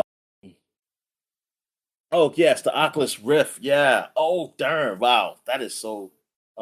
Yeah, yeah. Why'd I do that? Just change it. Whatever. Because the name. I mean, it's not the Quest yet. It's just like the whole thing is this. The whole thing is Wikipedia is supposed to show, you know, releases at the time and what they were, not what Right. they are now. Whatever. But yeah. Oh yes, Oculus Rift. So this is okay. So this is was even bigger than Oculus Rift. Oculus Rift came out. This is when it's when it was important, Dominic. This is when people cared about VR still. This is when Lucky Palmer was still there. Yeah. All right, that's maybe we don't talk about it then. And Lucky's tail was named after him. That's what he looks like right here. He looks like a fox. The sad part is I wonder how much of that is actually true. That Lucky was related to him. Yes. Even if it was just like, oh, the developer's like going to be in the good graces of them because they want to be the mascot of the Oculus. Yeah. Hey, look, man, we have a game. Look, we named after you. It's named after you. Yep. He's even got a cool what's that? Soul patch like you do. Yeah. Exactly. And look, he has a cape. He wishes he was a superhero, Dominic. Yeah, man. Yeah, this is this is big. This is the first time like VR actually. Well, it's not like, I mean, yeah, it's the first time kind of come out to the masses. I mean, but it's not like to the point where the Quest is, where a lot of people got it. Because it was manageable. The pricing and everything, but still, it's the start, and that's how usually these stuff like the starts. You know, you get out there before you can get it's like niche, but still public, and then you go from there. And yeah, I mean, so it would have been what a year next year when we went to PAX East. Yeah, exactly. Some of that. Darn, man. Yeah, we're getting close to 10 years from that. Yeah. Man, we had 9 years ago. But yeah, they were the early years of the VR to the like public like VR in public. Yeah, and it was we was always talking about it. Yeah, I mean, it was really interesting. I remember we were talking about when Google had the freaking cardboard thing where you can just try it out. Like hell yeah, VR, I mean that thing was cool to just give you an idea of like a cheap idea of what you could look forward to in one of these real headsets. See, now that I'm thinking about this, I think adrift more, but it's like it's kind of sad too. Like it's almost saying it's like it's forgotten because of what Lone Echo's done. Oh yeah, yeah. Like this is the start, and then Lone Echo just took it away. But the sad thing is that look how old Lone Echo is, and that's still one of the best games. Yeah, which is not bad. It's just that I mean, it is though, because that means the the platform as a whole is not really evolved. I mean, that's the thing, right? Is like for the longest time, it was like, what are the best games? Okay, Lone Echo, Robo Recall, and it's like, well, those are launch titles. We're now 4, 5, 6 years in to getting more serious about VR, and you had Half-Life Alyx come out, basically. Yeah, Lone Echo. Yeah. Okay. Yeah. All right. And you that makes more sense now. Yeah, like Robo Recall and that would have been maybe closer to that stuff. But yeah, you basically had Half-Life Alyx, and that was the peak of VR essentially. And no one did better than that. Half-Life Alyx. Yeah, Half-Life Alyx was like, you was hoping that would start a wave exactly. some more like VR like coming out. But the only thing we got was we got a Batman game that was pretty decent. Yeah. It seems like the most you're gonna get is one game a year, maybe And one especially good because game. it was selling really well. I mean, especially once, you get into the pandemic years and people were gobbling that stuff up. And it just, nobody really seemed that invested after a certain point. Like initially, everybody was all about it, as excited as people are about AI now. And then, that kind of dried up. The money dried up. The studios went under. And now here we are where you have a PlayStation VR 2, and I can't tell you the last game Sony has advertised for that thing. Maybe the Horizon VR game. I'm trying to think. I don't know. Which launched Or with or it. or the Resident Evil, but one of the Resident Evils. Whatever the last Yeah. Resident Evil that was did VR. It's probably the last thing. Yeah, but we're not even getting Resident Evil 9 in VR. Oh hell no. They've got a first person section there. They could have made all of it first person because you can switch it in the menus to even play the Leon stuff in first person. So Yeah, and it could have been something like and like hey, you can hook your Quest to the PC or something, or your PlayStation VR if you don't have a PlayStation. I mean, they could have had something. Yeah, there. I mean, It that's could have the been. sad thing, right? Is like we did get, oh, hey, now you can hook your PlayStation VR up to the PC. And that was what now feels like a consolation prize. It's like, well, this piece of hardware won't be completely useless because you'll be able to use it for PC VR games, but we're never releasing a VR game ever again. Yeah, they really gave up on it too fast. Yeah. The story of Sony hardware. We gave up on it too soon. Yeah, I just would like, but it seemed like really a lot sooner with that than the PSP Yeah. and the PS Vita. Or I mean, I guess you have to compare it to the iToy, but I feel like the iToy been around for a bit before they stopped making anything. I feel like I still Yeah. saw stuff. I mean, I ain't care about it or anything, but I feel like I saw that monkey around. I mean, the iToy is before its time. Before its time, it's a limited time. It was going to be a limited time regardless.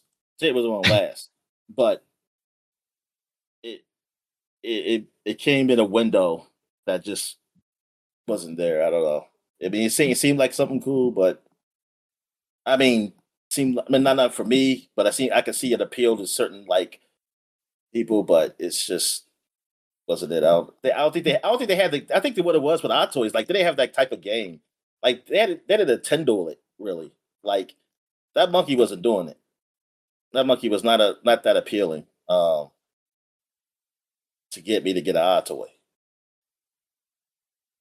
But yeah, but VR, yeah. So this is a start, and I just remember us talking about this early when we was doing the podcast of all about VR and everything.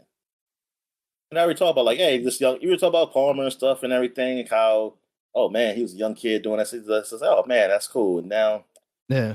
now we know we don't. And it's just a war criminal. Yeah, just like now he's building he's for the military. He's up with the military. Oh man, how things have changed. Yeah. I remember you're a big Elon fan, and you had his shirts. Yeah, Sure. Yeah. Sure. I had Elon merch. yeah. It's like I'm just checking out Teslas. Uh, but anyway, all right. Yes. Is anything else for 2016 that came out? I think I that's didn't it. see anything that stood Yeah, out. nothing. Everything else is just I don't even know what releases this is unless we for. What is this for? The Sleeping Dogs Definitive Edition. On what system is this for? Mac OS. OS. Oh, okay. But now that you brought Good it for up, them. Dominic, let me tell you about Sleeping Dogs. It's the best Grand Theft Auto game ever. And that's still under Square Enix. That ain't, yeah, I think that's still under them. I don't Yeah. think that with all the other like the Eidos guys. No, I don't think so. Yeah, that was man. I mean, basically, if you want to count it as a true crimes game, because it's like that's what it Easily the best achieved. one of those. One, yeah, and that's the only one I ever played. I never played the original True Crimes or the sequel. This game was Sleeping Dogs good. is one of those ones. Like, did that game ever come out on the Switch? That's a game that I would pick it up Man, yeah, I don't know, but yeah, and then probably that never game play was it. good, Also, man, because it was an open world game, but not to the, but it's like it wasn't a whole bunch of stuff in the open world. It was it was pretty it kept you focused with for an open world game. yeah. That's the way I would try to take it. Like it was focused, yeah, and I was kind of into the story, and yeah, it was good, man. I really enjoyed it. Like the fighting, like you didn't even get a gun till like almost like maybe halfway through the game, I think. Yeah, and then basically every time you got a gun, you threw it away Yeah, to do more hand-to-hand fight. exactly. It should be like, no, I don't need no guns. I'm just like Jackie Chan. Like he be kicking people's butt. They got guns. Kick it out of there. All right. No Sleeping Dogs What? No, I mean, on the Switch. oh no, I was no on Switch. Oh, okay. All right. So now we go back 20 years to 2006. And we got Cookie Mama came out. And Yeah. tell you about this game, Daniel. So basically, it was kind of like little mini games that you did to prepare food. This you were looking at it before we started, but reviews are not like super great for it, despite the They're like not. Metacritic 67. Despite the fact that this franchise like has pretty good name recognition and was out and Yes. about for quite a while. I I think it's, I I mean, very much we associated it with Nintendo, even though it was never actually a Nintendo produced game. we were filling that thing up, Daniel. Somebody was buying Or that no, stuff. they did publish from Oh, 2011 okay. on, So they did. All right. surprisingly. Yeah, because So, I mean, that game was selling at our yeah, Target, and like, yeah. I mean, this was. I mean, the funny thing is, you could put that along with the other kind of end cap slop though that sold crazy, even though they yeah. weren't very good games. Oh Your no, oh your no. I Wii wasn't saying that it Carnival was good. I was games, just saying just popular. yeah, Yeah. yeah. And then it feels like they very much maybe overdid it because I think Shop and Shop is the last one that I really remember. Then they went into like the babysitting mama. I didn't even know there was a crafting mama or a gardening mama. Oh dang, they went Gardening away. Oh, mama, they okay, start. maybe gardening mama. I remember the cover of, Oh, because you're buying but your garden with your mama, right? exactly. But once you get into some of these other ones, yeah, like they maybe tried a little too hard. And then yeah, like more recently they had those issues where like one of the games was released by the publisher or something, but the developer didn't want it out yet, or vice versa. And then there was some shenanigans about like a Bitcoin miner built into it or Oh man, something. So darn. yeah, that series is definitely fallen by the wayside, really. But there Should was come back and do a it. point They in should do it time. for adult audiences, like having an affair, mama. Oh Oh boy. my. Not Pool Boy Mama.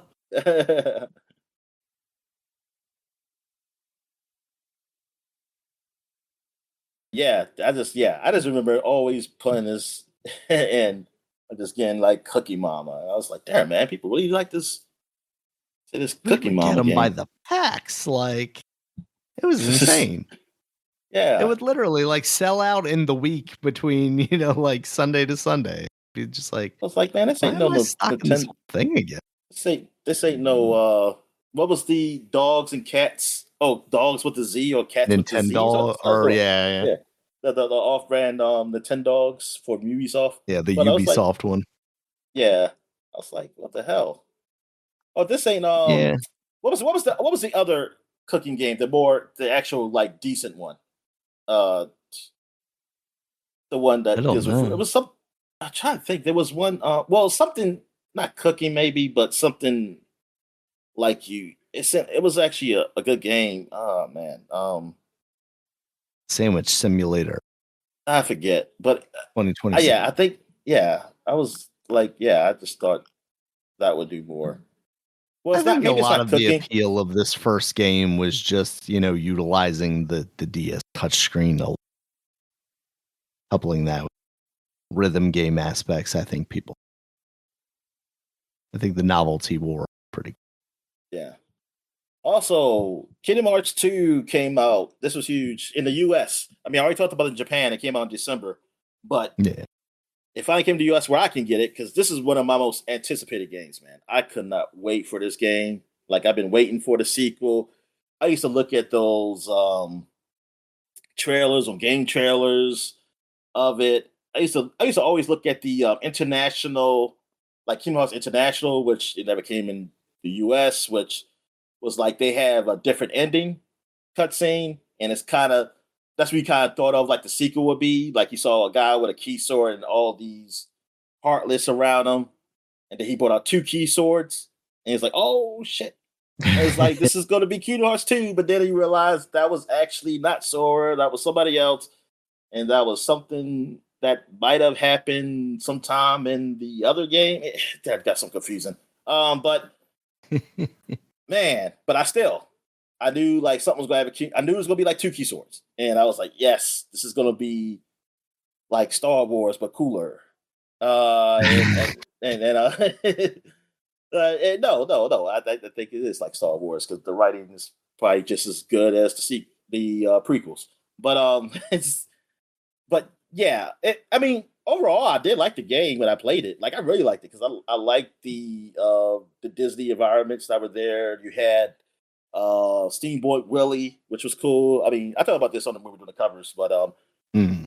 like the magazine covers, we talked about it. But Steamboat Yeah, because Willie, what they was it, had Game Informer that had the 4 different covers? oh no, game Electronic Gaming Monthly. That's what it was. That's the one, yeah. And they had the Halloween Town. They had Tron. Tron was cool. Never saw the movie, but I just knew about it. So I was like, oh, this is cool to be in that world. And you went back to other worlds. I did not like going back to Little Mermaid because it was like it was like a musical thing. And I was like, oh, yeah, this is bad. They should have not even gone back to this world. I don't know if I think I want to say you went back to Aladdin. Yes, you did do Hercules again. So you did Hercules all three games. Yeah, you did do Hercules again. I remember that because this time you flown on Pegasus and you were fighting like the Titans, like a Titan on Pegasus or something. And what else? Yeah, Mickey Mouse, and you could play as Mickey Mouse for a bit. Like if something special would happen, it was like Mickey would come in out of nowhere and like he help you out, and then he go disappear.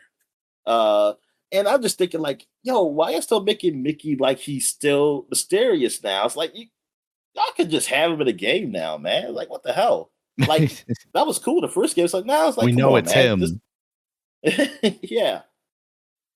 And it's just you know what's funny is that why does Mickey have to wear a cloak? Like his big ears is sticking out the thing. It's like he's not hiding anything. It's like everybody knows, like, oh, well, it's not there's no other mice in there. Like he's the only mouse. So it's like Should have why are been you wearing Minnie. Minnie should a have came cloaked out at one hoodie? point, Yeah. pretending to be him. So that was always funny. I mean, it just looks cool with him. And yeah, because that's what it was in that last little trailer and end trailer cutscene in the international Kingdom Hearts that you see Mickey like at the very end, like just kind of flip Mm. down something. It was like, oh shit, that's nice. And I was like, yeah. So they have up there, and he was basically Yoda, like just flipping all around the place and stuff. That's what he was. Like the situation he was. He was basically Yoda. He like just doing that.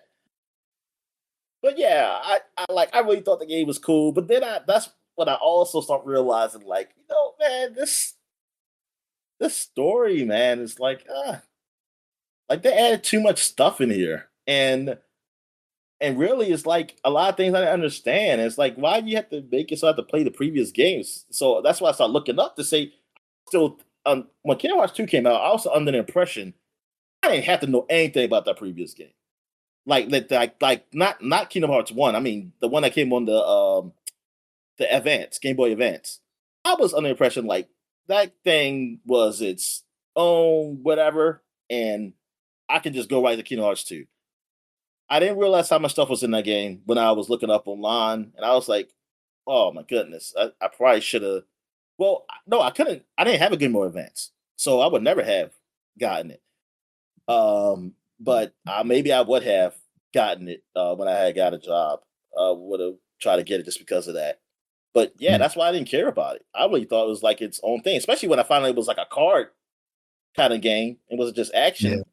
I definitely didn't care about it.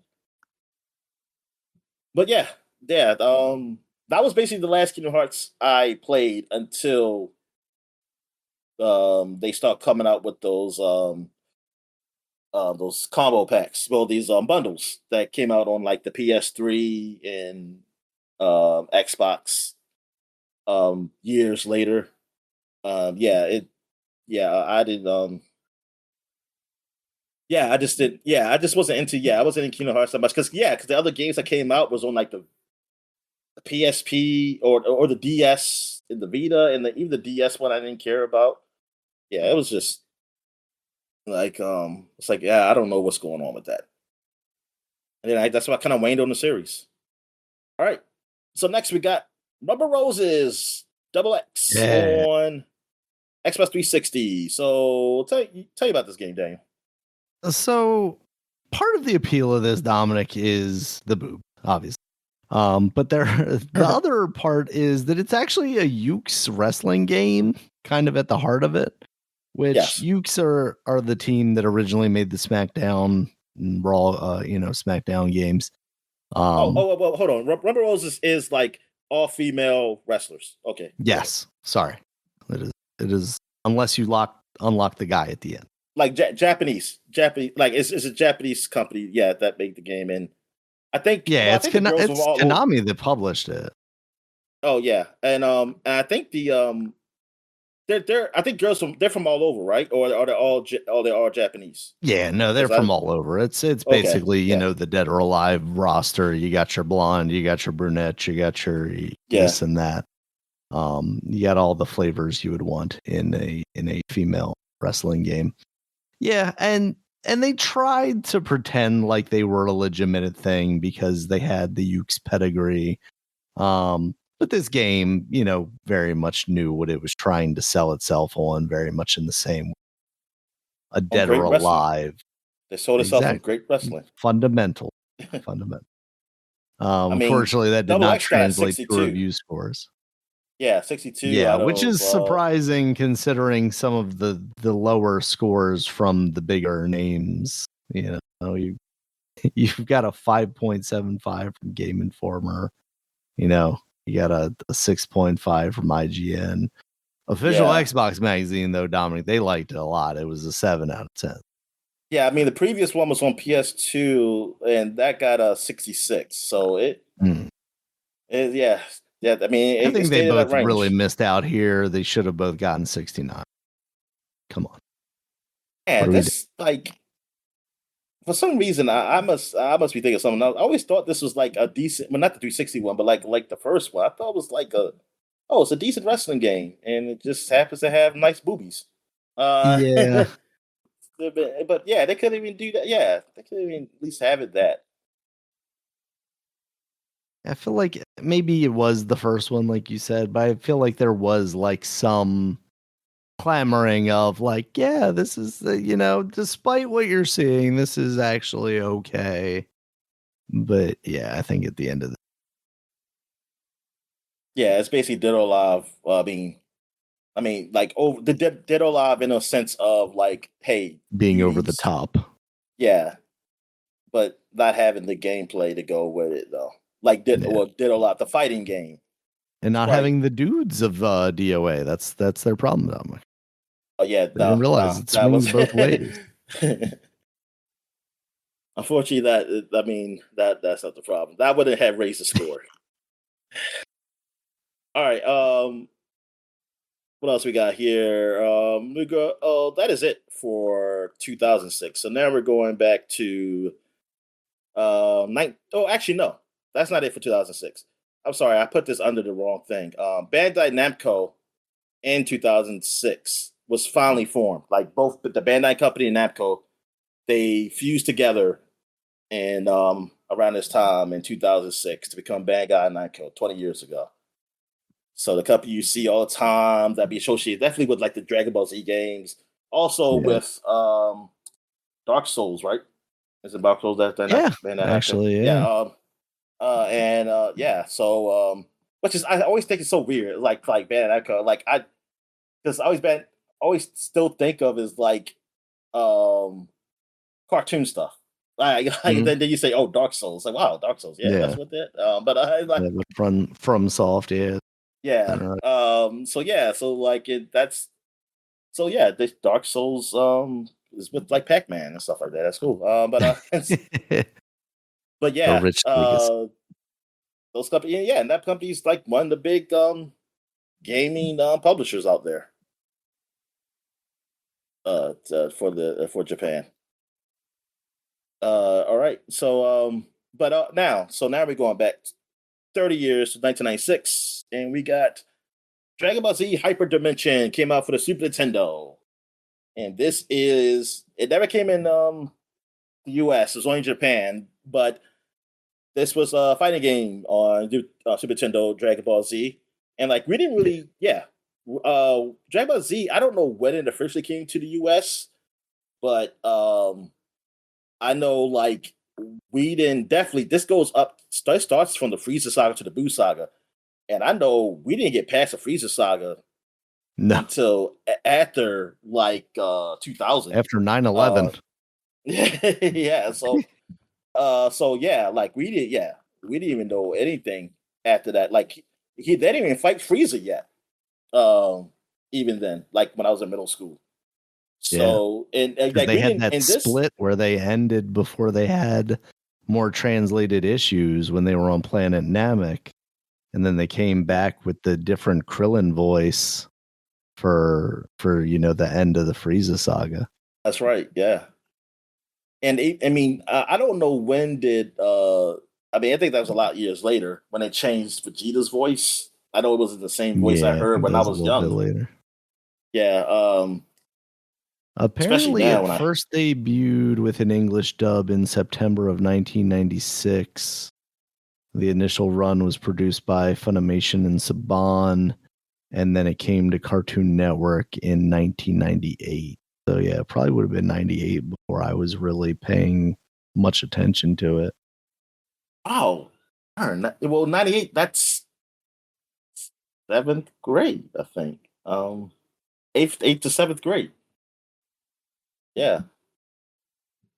And it used to come on like well our channel it wasn't like a real channel and didn't really well I think it was like UPN technically maybe then but yeah it was like UPN then and I don't think it turned to WB yet but I remember seeing yeah Dragon Ball Z up there and Hmm. like I used to watch Dragon Ball Z and then that come on. I think they have like two shows and then you watch um Beast Wars. Like, yes, to come on like Yeah. after. And like, yeah, that was like the only time I saw that show. And then it always stop at a certain point during the Frieza saga. And yeah, that was in like yeah, middle school. Like I didn't know about Dragon Ball in like 96 at this time. This was what I was in fifth grade. Like, yeah, I didn't know about Dragon Ball Z. I've seen Dragon Ball though. Like I've seen it. I wasn't like into it or anything. I used to see it like it come on like early in the morning or something like that. Hmm. Uh, but yeah, yeah, it wasn't like a really big. It wasn't big like in the U.S. like Yeah. that yet. I By the time wouldn't this have game came played out, this but until at least like 98, 99 probably. And that was, when I was starting to really get into the emulators, which I think really kicked off with Pokemon. and then remembering trying to play this and just like everything's in Japanese, so I didn't really know how to even like navigate the menus or do any of the cool It's moves. so I'm just funny. I'm like, looking at this I'm screen playing right here, Dragon but they Ball. got the names. Yeah, in English, yeah. Well, actually, I don't even know these are what's Benji? BG. So I don't even know what the hell that means anymore. I mean means really. So maybe that's a name maybe that's a created name. I don't know. It's like, yeah, that's not the names of the characters. Nah. So yeah, whatever. Uh but anyway, yeah. This is the fight. Yeah, so this is like basically for us, like it was emulators. Like people thought it was cool. Like, oh look, it's some Dragon Ball Z games that was on Super Nintendo, and people. I remember some guys talking about that and like I mean, they looked really playing, good. trying to. Yeah, they did. They did. They were all right. Like we didn't really get like a real Dragon Ball Z game over here until um was a Budokai, whatever it's called, like the fighting game Yeah. came like on the PS2, and I don't, yeah, and it came on the other consoles. I don't know if the sequel it was a sequel, sorry, the sequels other consoles or they got it too. Maybe everybody got Budokai. I'm not sure. I want to say everybody did. But yeah, man, that was the first time, and I remember playing Budokai up there and not liking it as much. Yeah, because I was like, I don't like how like the floating. I mean, it just wasn't like it wasn't your traditional like fighting game feel to me. It was Yeah. kind of it felt different than like yeah, like Street Fighter or something. And I was like, I don't know, so I'm not feeling this. It's not even like Tekken or something like that. Even though it's like, yeah, it's just weird. But people like that. They like it like that. And hell, they even like it where you're all flying up in the air and stuff, man. They like it better than Fighter Z, which I say I call them weirdos. But it's like anyway, yeah. But not like I would rather have it like 2D. That's the thing. Yeah, I would rather 2D like this or like Fighter Z than the whole 3D thing. But it's like 3D fighting. 3D fighting was yeah. I've learned like my friend because he always even said like I like the 2D fighting better. I'm not into 3D. I mean back in the day, and I thought like man whatever man. Well we ain't gonna have no more 2D fighters. We all going 3D. I think everything. I'm thinking everything's going 3D. Like go ahead like so.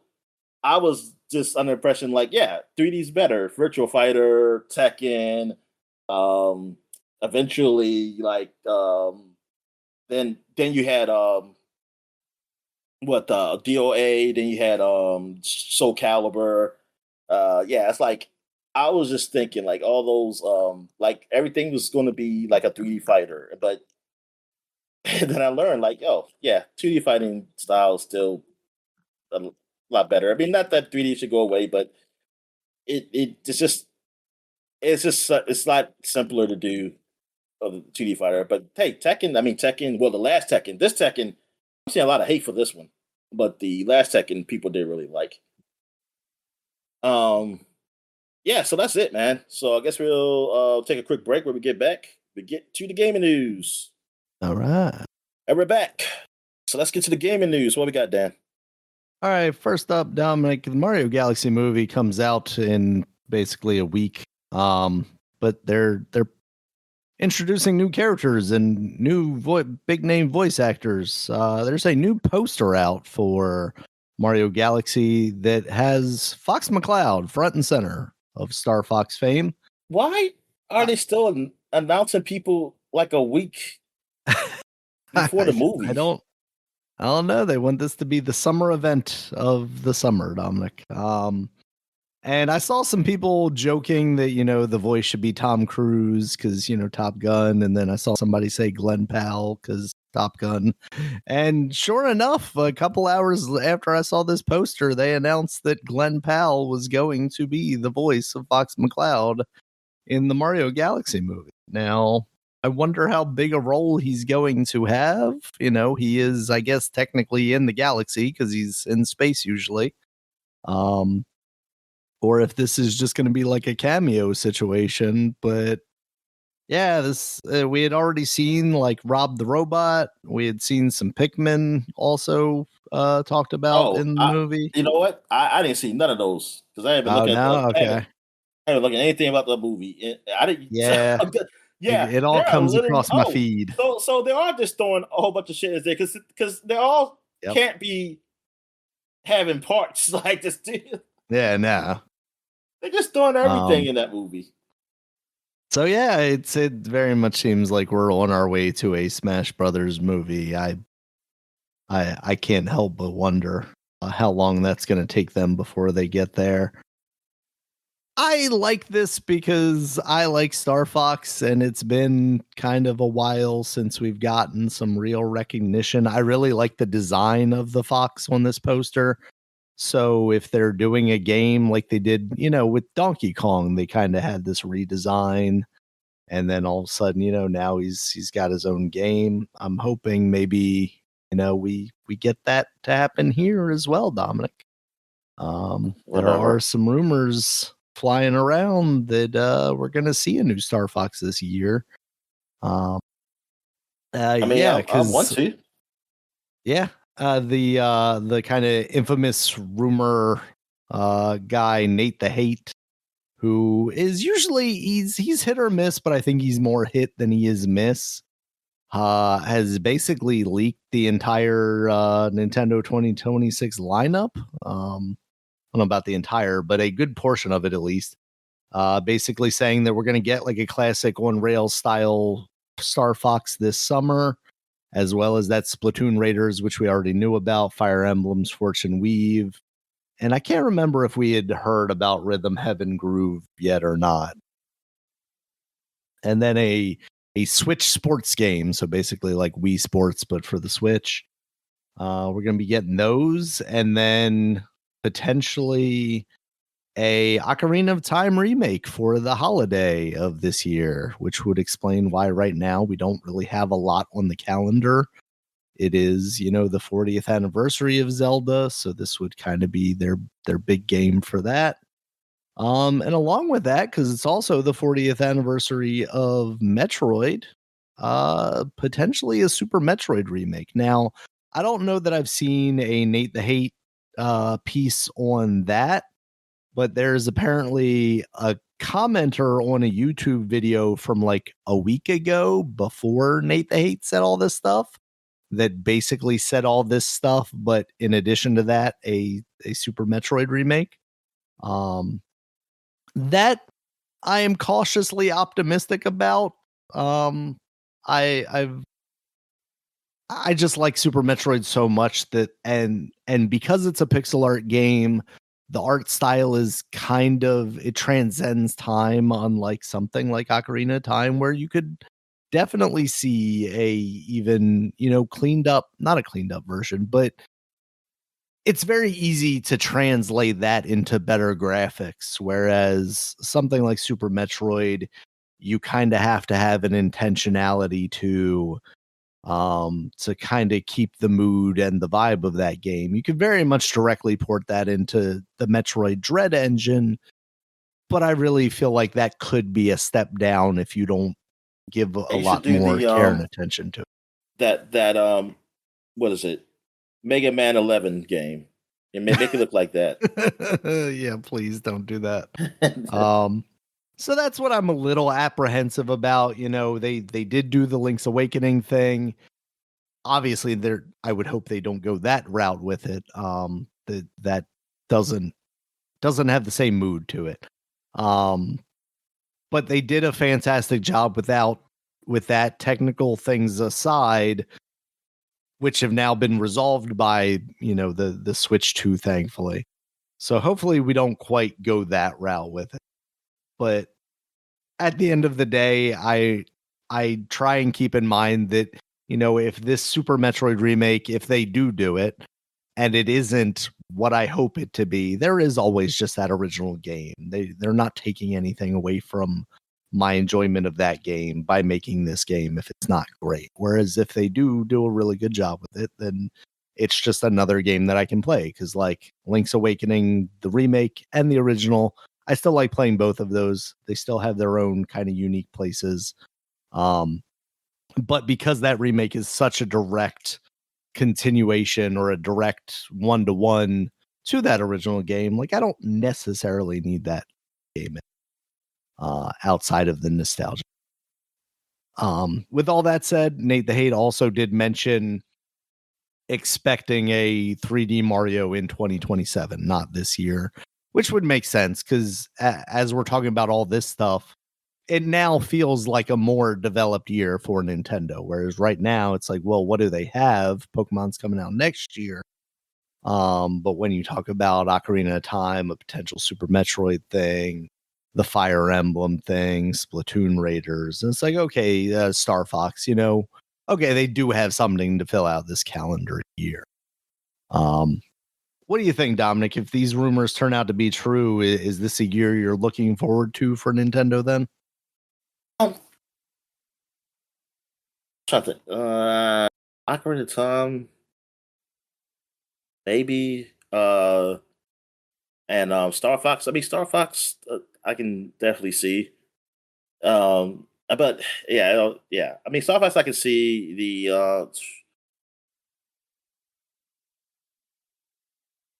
I mean, I mean, they're all right. They're all right. I want something else. Exclusive. I don't know. Like, what am I missing? Like, what else? What else could possibly come out this year? Don't I talk mean, about that's a Rhythm good Heaven because I don't question. even know what the hell that is. Yeah. That's the thing. I mean, for you, maybe Splatoon Raiders, but I'm trying to remember what that is, gameplay wise, if that's a more yeah, single player oriented thing, or if it's a, like a Raiders, which makes me think of Arc Raiders, and like are we talking Splatoon extraction shooter? Like, yeah, hopefully not. yeah. I wonder what that game would be. But yeah, I mean, it's okay year. I don't know. I mean, Yeah. it's not. I mean, it's not like I'm not disappointed, but it's not like anything huge, really. Yeah. Like any of those games, I'm not looking at like, yeah, I want them. I mean, I have to see it, like especially for the Fox one. Like, I mean, Star Fox, I have to see what it is. Like what essentially it is. To something I want. But I'd like to I see what mean, direction they go in with an yeah. I Ocarina mean, of really, it's Time not like remake too. if you get the games, I'll play them. But Yeah. is there Yeah. anything that like I would want? Like I would like, hey, if they don't get it, I would definitely get it. Like between those titles, it's not like something I'm really getting I mean, out excited of for. this, it would probably be Fire Emblem, right? Like, is it what would be the thing that would capture your attention the most, right? Yeah, Fire Emblem, yeah. I think that And would that really be, depends on like what other games you're playing at the time. If there was and that's somehow like a essentially what it lull, is. yeah. Yeah, because that would be it. Like with Fire Emblem, like even though I would like it, I think I will find something to occupy my time with that. It's like it's not that's not Mm. a top series. Like a Fire Emblem Warriors game, like if they came out with another one, that would be it. Yeah. Yeah, that's more my like ilk right there. But you know what? With that, it's like there's still a lot of Nintendo games I haven't played, and that you even have that I haven't finished. That's why it's not really a big. None of those titles are a big deal, and they're not really big. That none of those will overtake anything that I haven't played yet that I will play right now. Because like I still got Mario Wonder to play. I still got all the Mario Mm. games. I didn't beat none of them. Besides the 3D one. I didn't beat none of the 2D ones. So I got all those games. Mhm. I still they got the Kirby game, the Oh yeah, Forgotten Forgotten whatever. Lands. Yeah. And yeah, so I have plenty on my plate, man. Uh so and like those titles don't overtake any of those games. I mean, That makes I would sense. have to see. I would have to see them. I mean, they have to if they show something that looks like it be overtake them. I'll go ahead, but not really. That's especially when those titles that you're talking about we already own, right? Like they're already in our possession, whereas these Well, that's are what I'm saying. Yeah, I'll we're just go talking play them. 60, 70, $80 games potentially. Yeah, What's the motivation to spend that? and that's the thing. It's like I said, I haven't finished those games, so it I would go back to play those. Like I don't mind going back to play those, to finish those games, because I didn't finish them, and instead of buying a new game. Like instead of those games, like I said, like those titles, I would take, like if there was a new 3D Mario, that would take over anything I even have a possession. I will play that Right. Yeah, first. absolutely. All right, Dominic, speaking of Nintendo game pricing, they have announced that they are going to be charging $10 more for their first party Nintendo Switch 2 titles for physical copies. Now that's due to, limitations in supply chains and all that stuff. They're trying to sell this as basically like you're getting a deal if you buy the digital copy. This is going to start with Yoshi and the Mysterious Book. It's going to be a $70 physical game, a $60 Actually, more interested in Yoshi, and tell you the digital truth, game. than I've seen Yoshi also, but Yeah. yeah, like that game. I'm definitely curious about that one. I'm curious about it. I'm just worried that it's going to be another, like, this is very much child oriented game, and there's not going to be any real challenge or, like, not even challenge, because I'm not looking for a hard, platforming game necessarily, but I need it to be engaging. I need it to do something for me. And some of the more recent ones, it really just feels like you're kind of making your way through it's like walking simulator but boring platformer. And I say that, but like the latest Yoshi game, like the Yarny one or the recycling one or whatever it is, that, like, the demo of that I thought was relatively engaging. But when you have stuff like you said, when there are other games, it's very easy to kind of skip over something. And then with Nintendo games, it's hard to come back to them because now I'm 6, 7, 8 years past the release of that game and it's still a full price game. So if I'm choosing between that and Mario Wonder on the shelf, or that and the new Yoshi game, or that and the new Yeah, Mario you're gonna take the game, or new what one have because you. like that's a Switch 2 game. Exactly. God, it really just really makes me resent these companies for getting rid of, like, the player's choice and titles like. So yeah, I'm conflicted about this. I've seen some people talk about this like this is truly a discount, and this is a game that would have been $70. Oh They're no, discounting actually, it it for makes digital. the physical better because now it costs more. So you should feel like, wow, this is It's even. more of a treasure. Yeah, yeah. You should is yes. They made it. They made it worth more. Definitely. I No, but mean, it's no, nah. funny that they're doing this when, like, some of their games even are these, cartridge, the key cards, Key cards. basically. Yeah, Well, I mean, you still, I guess, have to produce a case and a manual if they even come with manuals anymore, which I feel like they haven't for a while.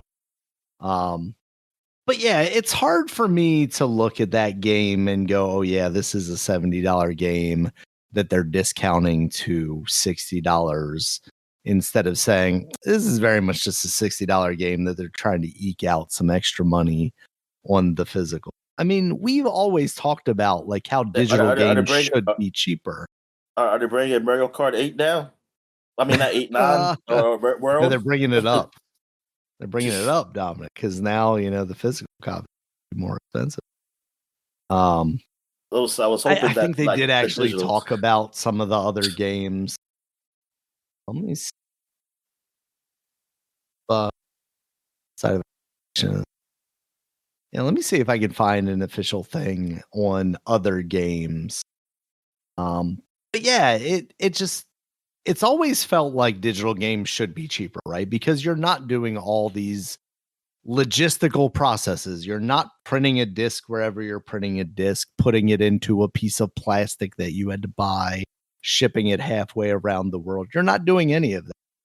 Yeah, It just seems like kind of a weird time, now. And I get it. Part of it, right, is like at a certain point, these companies were worried about like their space in retail, right? And if they're not selling physical copies of games, what motivates a Target or a Walmart to keep their hardware in the store? Because you're going to sell the hardware, and then Walmart and Target aren't going to make any money off of the game. But it definitely feels like that momentum has shifted, especially with companies now taking Xbox games out of their store.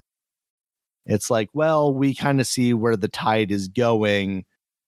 It's not as big a deal if you don't sell your games here. That's kind of what people are looking for elsewhere. So now it does feel like, Nintendo can make that choice without kind of any repercussions from these chains. Yeah. But at the same time, all these corporations are just constantly digging us over so much that it's hard for me to look at this as like a glass half full situation where this is a minus $10 and not as a, well, screw the physical guys plus $10 to them, which, like, at the end of the day, I don't really care. But if you're trying to sell it as a discount to me, like, I don't want to get the wool pulled over my eyes, basically. I don't want to get worked by these guys saying like, oh yeah, all these games are cheaper now. And it's like, oh, well, I'm going to go buy some more games now because they're cheaper. But I guess if you look at it, if I do look at it with, a generous eye, okay, we had kind of established that $70 was going to be the price of games going forward.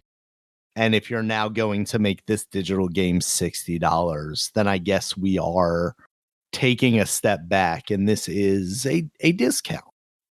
I still feel like in a lot of ways this could be resolved by you lowering the price generally, a couple of months or a year after release. But I guess in the financial world that at least we're have in more now, sales. And I have some real sales that happen. Exactly. Yeah. Some real sales. Yeah. Because, what do we get? Like $31 is kind of the cheapest thing that we ever see out of a Nintendo game nowadays. That's. But yeah. So if I'm going to be generous here, I'm going to say like, okay, Nintendo is moving us in this direction. I'd be interested to see if anyone follows suit or if this is partially because Nintendo's kind of catering to a different fan base, maybe trying to sell to more parents, so cheaper games are going to get them to buy their kids more games. Or is it because of kind of slumping Switch 2 sales? There's a lot of talk out there now that basically Nintendo, actually I think Nintendo's officially announced that they're cutting the production, of the Switch 2 down because they're just not moving as fast as maybe they had projected it.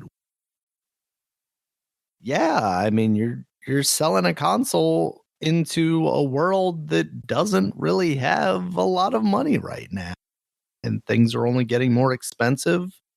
And now there's a very good chance, Dominic, that we're going to see a Switch 2 price increase very soon. And I wouldn't necessarily be. In your opinion, would you be more surprised if they announced the Switch 2 price increase before then kind of announcing the new games and getting kind of the anger out of people before then showing them off new games and going, oh, hey, this is why you should buy this? Or do you do it kind of around the same time and you say all these games that are coming out this year and then you go, yeah, but also it's going to be $50 more or 100. No, you don't say it at all. You show all new games, just like you did with the Switch 2. You don't say the price. You say everything that's on it. It just shows up on a website somewhere. Yeah, and just let it show up.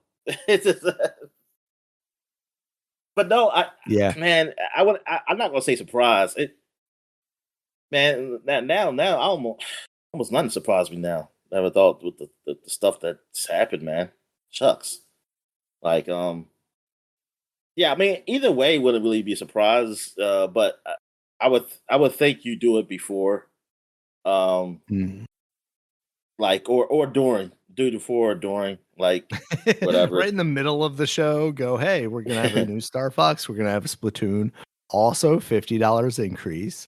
Hey, Dominic, maybe the price I will mean, go around the up same fifty time, like dollars. that, but yeah, but not like at the same time. But just like Yeah, they did with Switch 2, like I said, either just do it, but it's going to be around like around that time, either before or after. But it's very soon of you announcing some new games. But if they announce like new games and then announce it like so much later, I mean, yeah. I definitely ain't gonna like that. You That mean announce it, that but before the game, after the announcement, but before the game's release. It's like yeah. get me excited about this game and then just dig me over. Um, Here's the compromise, Dominic. They're gonna increase the price by $50, but it's gonna come with welcome tour now. You're Oh, getting a that deal. is not no compromise, but That's because the Welcome Tour, compromise you're gonna get. I'm just saying Welcome Tour, it isn't a Astrobot, right? I mean, it's not No, even. I mean, I think not it's at all all. right, but it's not an Astrobot. Yeah, now you pay for that. That's a bad thing. God darn. You pay for that and you didn't pay for Astrobot. Think about that. Yeah, that's what I'm saying. It's like it's one thing. Yeah, you can say $10 all you want, but Astrobot was free, Yep, and that's a lot of game there. I mean, that's that is. a for something that's just free. That is definitely very much like classic man. You actually get a solid pack in game. Whether it, because it was a lot about the history of the PlayStation and very self and indulgent, but at the and same and time, showing like, you what that was your cool. the PlayStation can do now, like or your Yeah. controller really, the controller, Mhm. what the possibilities that the controller can do now, and yeah, and Nintendo's thing is like, yeah, that's a nice, cool little thing, but that I should have to pay. You don't pay for something to tell me how like the different things you could do with the game. That doesn't make any Yeah. How sense. impressed I should be by the controller. Yeah. You shouldn't have to do that. All right, Dominic. So while we're talking about raising of prices, my line of questioning was related to this because now we've already seen Xbox raise their prices. We were kind of worried about Nintendo raising their prices post announcement, pre or post tariffs, pre launch. That actually didn't end up happening, although some of the hardware controllers and stuff did increase. Now here we are. Sony is increasing their pricing again, which previously just happened in August, which I kind of forgotten about. Talk about Because I wasn't that remembered so them doing like overseas? worldwide. It was Yeah. worldwide, or it was overseas, but they also did increase them in America. In What? August, finally, Oh, because how before much that it they had cost? increased. It was a $50 increase, I believe, on everything. Oh, Basically. so a PlayStation was 550. Yeah, I think that's what it was. Wow, I don't remember that. And I guess Because they I just was been looking, discounted on. somebody had I guess posted they've the been just kind been of his. discounted then on Amazon. I mean, I'm not Yeah, surprised Amazon did that, but I guess that's what they did. yeah. So now we are getting an additional increase. Um, all the way from the bottom, the PlayStation Portable is going to have a $50 increase. Oh, And they that's actually gonna raise going that from thing. what 150 to That is 200. ridiculous. I mean, I don't care if you got those Um, updates in there. That's still not. it It's still basically a empty shell. I mean, you just is, yeah. You're right. yeah. All you're doing is just streaming from your PlayStation. Like you're not. I mean, now yes, you can do. Oh no, you got the cloud gaming, but like I said before, they don't allow you to play everything that comes with the cloud gaming though, Yeah. which doesn't make sense to me at all. Which doesn't make sense. Like I don't know how you gotta make. Like I need somebody to explain to me why that is a thing. Like this is a PlayStation console. Like me, it's a device. So why can't I just play everything on here? If it's just a streaming Yeah. device anyway, why can't I just play everything that streams? Like why I can only play God of War streaming on a PlayStation console, and not on the PlayStation Portal? That doesn't make any sense. Yeah. But Yeah. and they want to raise the price of it. Like it's like, dude, what the hell? Yeah. So that's the smallest increase. The PS5, disc and discless, each of those is going to be raised $100. Oh And then the man, PlayStation Pro, Dominic, is getting $150 increase. It is going to cost $90 or $900 going forward. which reminded me how much the PS Pro cost, because I totally forgot how much that damn thing cost. Yeah, it was $750. I guess it's still worth it. Is it still worth it now too? No, because that's what a lot of people said when they found out I don't about know the if it was worth it before. SSR. They said, "Oh, it's worth it now." It's like it's definitely. Oh yeah, because that's only available on the Pro, right? Yeah. Yeah, I'm like, okay. I mean, it does look good. I mean, it better look better, but I'm just thinking, like, wait a minute. So you bought this damn thing and didn't even have that before? What the? I mean, okay. Yeah. The promise that it will have it one day. Yeah, that is, yeah, whatever.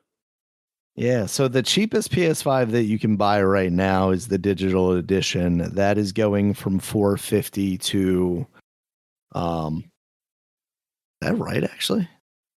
That doesn't seem right. $450 to $600.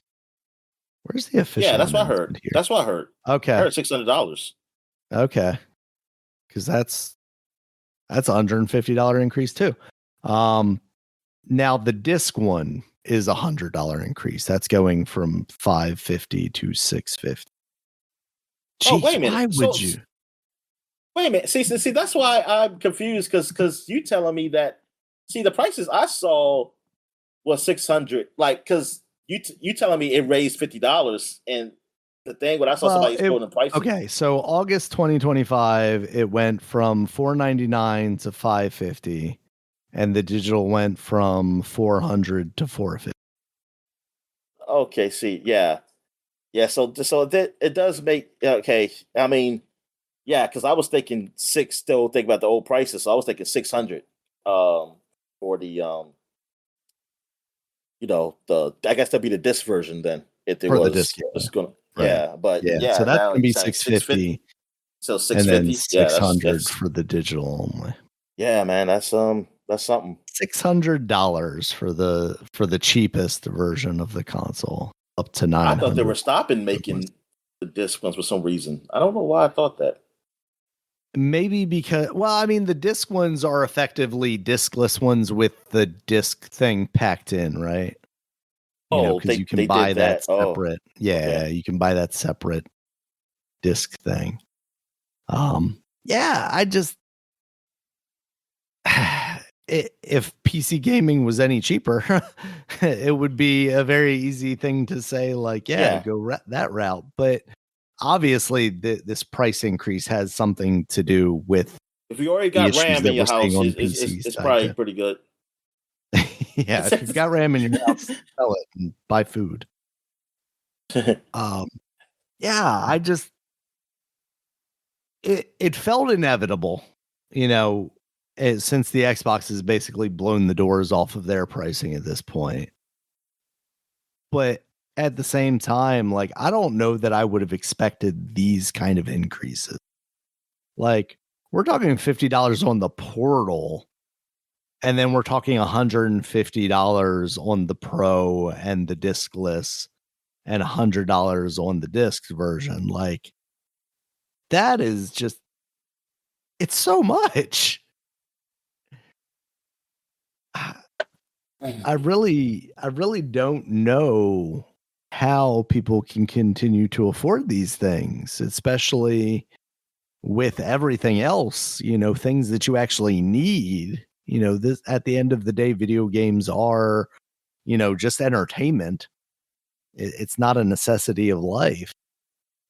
And they're complaining about there not being enough people buying their consoles and the market not being big enough, but all you're going to do is shrink the market because nobody can afford these things. More people are going to play on their phones, we've joked in the past about how like indies are the only thing that are going to save video games, but like if I'm an indie developer, I am going to be developing a game that is so minimal, graphically, that it's going to run on a 5-6 year old computer. It's going to run on basically the equivalent of an Xbox One, because there's no point in me pumping all this money into it, hoping that someone Flappy Bird. Exactly. I'm gonna get on what's the Claude? I'm gonna get on Claude right now and have it program me a Flappy Bird clone. Yeah, like that might be, we might see a video game market crashing. I mean, I say that, but like we might just see a market years ago. Should have happened when everybody started liking Zelda, the Breath of the Wild should have crashed. I thought you were gonna say when PlayStation started getting to be the dominant console again. Oh no, I know. I mean, if you get dominant console, that's it. But nah, I don't. I mean, yeah. I mean, I guess it will. But I just want to know: will the crash happen first, or something else will happen that it just causes a crash? Like, but something else crashes first. Like, what crashes first? Like around the world. Well, that's the thing. Like, I mean, I think we're at the point where it's not necessarily just going to be a video game crash that we're going to be experiencing. Gas is going to get to a certain price, and then that's it. It's a game over. Everything's over. It's like nobody's going to be able to do anything.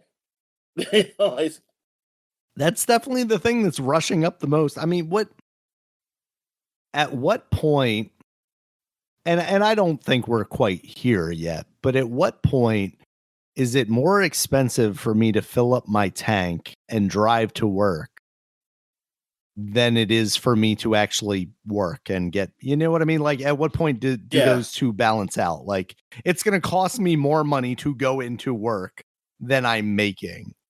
Yeah. And what does that then mean? Does that mean remote jobs become more in demand and more companies are willing to open back up to that? But like the price, because thing is, you got to go with, you fill up your tank increases, but what else is increasing because of gas? That because goods still have to be transported, food needs to be transported. How does that work? Because it gets so it gets so complicated and scary. It gets and scary, like you don't. And it does, because it feels like there's kind of no putting the toothpaste back in the tube now at this point, right? Like, because you might be like, hey, I'll say, I can still afford blah blah blah this, but then you get to add up like some other stuff might get increased too, and that's what's going to you got to add that in. Mm-hmm. So even it gets to a point where you still like if you just put it for gas, but hey, by groceries going up, but if it goes up anymore, like if anything goes up anymore, where does it get to a point like, dude, this ain't working. Like this is not equaling up. Like there's no point in me going to work because it's not going to allow me to pay anything. Yeah, like it's like, oh, I can't pay it. Work or no work, I'm not going to be able to survive. So why should I work? It doesn't. The math doesn't math. So I'm just gonna, live my life. Gotta go Mad Max. You gotta go Mad Max. And be the purge. Yeah. You gotta get that oil, Daniel. You gotta go. Everybody gotta go out that oil. Well, that's. I mean, the thing that's concerning right now, right, is like I said, I feel like you can't put the toothpaste back in the tube. We made the mistake that we've made. It's hard. and we've already got, like we saw this morning, Qatar's like, we're withdrawing from this war. We don't want to be involved. We've got, ally countries kind of dropping away from us already. We've got Iran, who is, in partnership basically with China and Russia, our quote unquote enemies, our nemesis. And where does that leave us? Like, even if this petty man is like, all right, well, I'm going to solve this war by nuking these people, right? Like, where does that leave us in the world standing? Do we then just get, what's the word that we're doing to Cuba? Basically, put a barrier around us and say like, nope, nothing can embargo. You know what happens when every country decides that we're going to be the one now that becomes embargoed. Yeah, I could very much see a world where we went from being the superpower that we are, and in my lifetime we become the rapscallions of the world, and we're looked at as, you know, basically the new Russia, right? Like we are the ones who at one point were a super powerful country and are now, you know, struggling to survive and are having to deal. FIFA and the Olympics will save us. Oh yeah, okay. They're gonna take those away from us too, Dominic. They're gonna go, no, you can't have them. You know, or it's gonna be, you know how they had the Olympics in Germany when Hitler was in charge still that one year before like everything actually happened. That's gonna be what this Olympics is looked back on, Dominic. It's gonna be like, oh, look at that, you know, fascist leader there standing at the Olympics. We didn't know, even though we all knew. Just I don't know. I don't know what the solution is outside of like maybe tucking our tail between our legs and saying, "Oh, we're sorry. We didn't mean to actually do that." But then that just puts us in as bad a place because we just lost to Iran. Like we are supposed to be America, the large hegemonic power, the all-knowing, all-seeing eye, and we just lost to a tiny country in the Middle East. Like, what does that say about us? And then obviously, like a country like China can very easily assert its dominance over us because we couldn't handle that. What could we ever do to them, you know? That's where it seems like we're on the path to. And we've absolutely ruined any level of like soft power that we had. And now we're just stuck with the decisions, you know, of our own citizenry, you know, in voting for this leadership and these idiots that are actually in charge. Other than that, man, I think we're okay. In charge, Other than that, we're okay though. We're okay. Yeah. Yes. Yeah.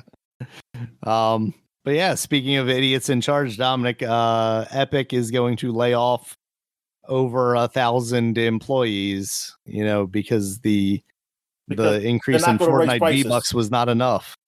That they're not going to raise prices now because that didn't work. So they're going to leave the prices where they are and lay off people. That's what that means, right? Are they still raising prices? Oh, they're absolutely still raising prices, Dominic. Oh, well then. That's why they announced that before. This makes no sense. The layoffs. This makes no sense then. No, the math's still math, Dominic. They just we're not making enough money, so therefore they need to raise the prices and get rid of as many people as they can. Yeah, it's quite a few people. Pointed out. Was that? It's quite a few people. Yeah, yeah. I mean, over 1,000 people. I forget. I saw somewhere someone mention like the percentage of the company because obviously, like Epic has to be pretty big, but at the same time, 1,000 people is a lot for any company, even when we're talking like Microsoft level. Yeah, like here's the thing. Like, if darn that many people at this now, like, because I'm thinking Epic. Okay, so you got Fortnite, which is big. It's a big platform within itself, but okay, it's a game, and then you have the Epic Store. Okay, I get which is a losing money endeavor. Yeah, I mean it's okay, it's that, but like, are you making any other games there? Well, and that's the thing, right? Is like, yes, the money is going down for Fortnite, but did you not have a backup plan for when Fortnite was done? Like, every game ends eventually. Yeah. The only game that we haven't really seen that happen to is World of Warcraft, and that's fallen off plenty of times. You know, it's definitely decreased in player But count. Blizzard also made other games. And there's that too, Diablo right? 4 just came out. And then they come out with the expansion. And obviously Epic has the Unreal Engine, which is used, in every They got them. game, Okay, basically. that's another vision, the engine stuff. Yeah, okay. Yeah, So, and is increasingly used in Hollywood as well. But yeah, your game division, what else are they making to make sure that it is a long-term endeavor and not just Fortnite the platform? And I think they stupidly invested exclusively in Fortnite. And now, the people who were doing the work are going to have to deal with the consequences of that instead of Tim Sweeney and his stupid self.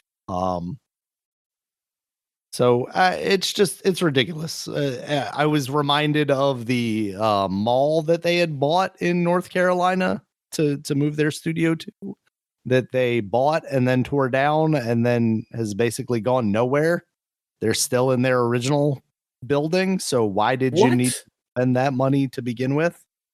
So they they thought like they could move, and then they end up letting all these people, and then they were going to have an entire now I don't know where company. these people are, like what they laid off, like what division or which division, yeah. But regardless, like 1,000 people is going to touch every division. Yeah, and thing is that, so I was like, that building, like what was that for? Like it was like everybody for the Fortcraft mines, Dominic. I was just saying, was it for everybody was going to move into that building, like from all divisions, or was it just for the, like, I just want to know how that works. It's like that's a lot of people at a company. Like, I'm trying to think of this, like EA, like how many people are at EA? How many people are at Epic? Mm-hmm. Because EA has a lot of games and stuff like that. Epic only has one game. Now, like we said, they do an engine also, though. They have someone do an engine. So, okay, even though technically EA has their own engine, so they have to have people working there too. They got right. What's the engine they use? They call it whatever. It's their own. So Frostbite. Yeah. So how many people are at EA and how many at Epic? And then like I wish I could compare that and then see like, hey, y'all can't work on those people, is it because you don't need these people on whatever y'all doing? You can't like move them. Can y'all make another game? Like, yeah, it's like what? Why all of these people can't make Fortnite skins, Dominic? I don't need them anymore. I got AI to do it. And look, yeah, you don't probably, but also you usually companies with like this, you have more games too. Yeah. Like what's the model like compared to that, or compared to Blizzard or Activision or whatever, or you like Ubisoft? Like how many? Because that's a lot of people for just you do Fortnite, you do the Unreal Engine. Oh, and the store. I mean, you got people back at the store. Yeah. And which there's probably like 2 old people working on the store. I wonder like how many people it takes to do that, to like do the store and to like really make sure of that, and how many people does it take to do like each one, like darn that you have to lay off that many people. Yeah. Like if you lay off 1,000, I mean that's a lot of people. So which appears to be about a quarter of their employees. Wow, a quarter, man. That's man. Jesus Christ. Yeah, that's a lot. I don't know if it's been verified, but the numbers that I'm seeing thrown around are basically like 4,500 people total. Ooh.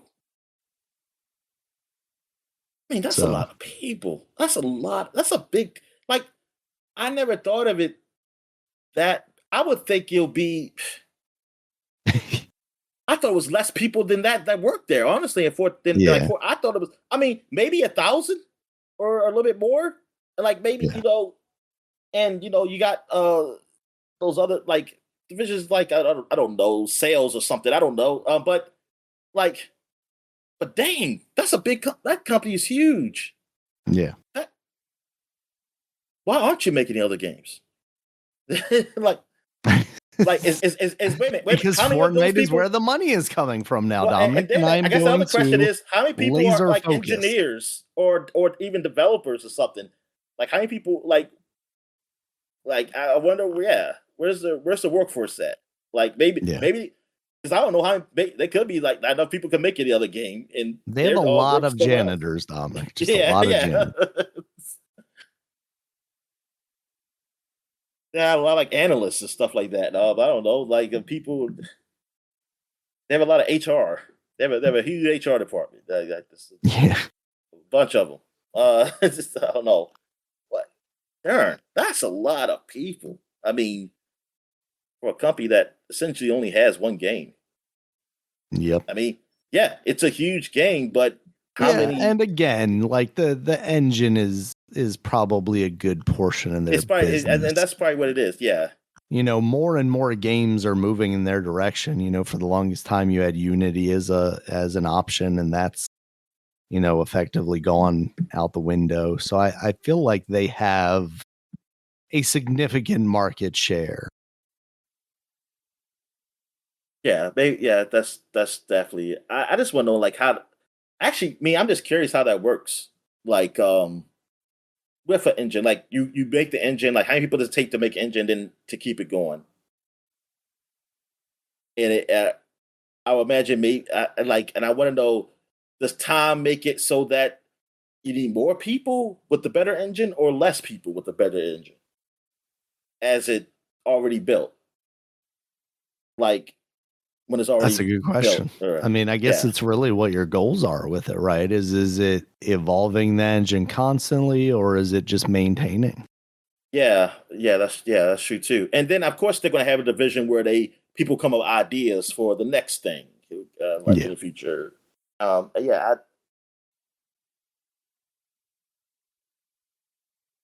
yeah.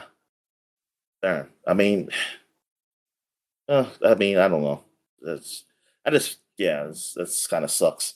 What the fuck is Valve doing then? Now, how big is that company? Because I mean, they did make Half Life Alex, but Yeah. I don't.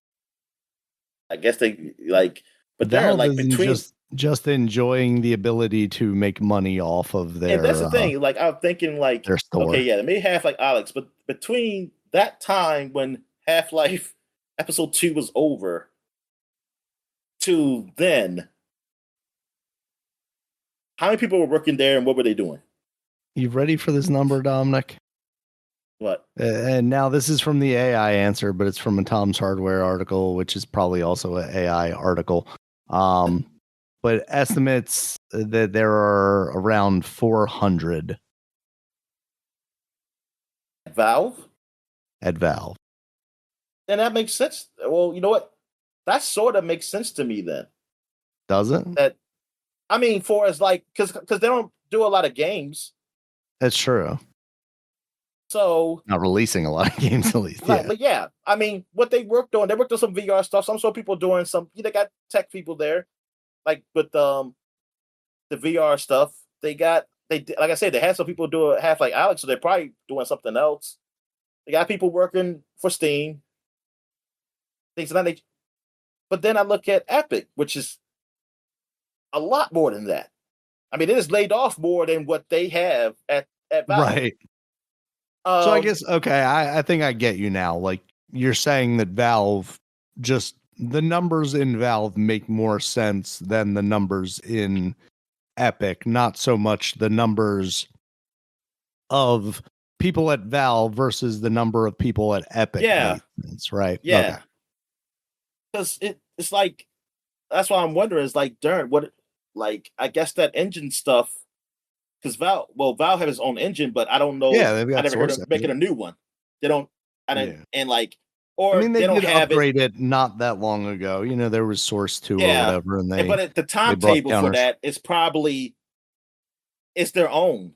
You know, like it's almost they're not in a rush. I mean, not so I don't mean rush, but like compared to Unreal, where Unreal is really trying to get out there for people to buy it.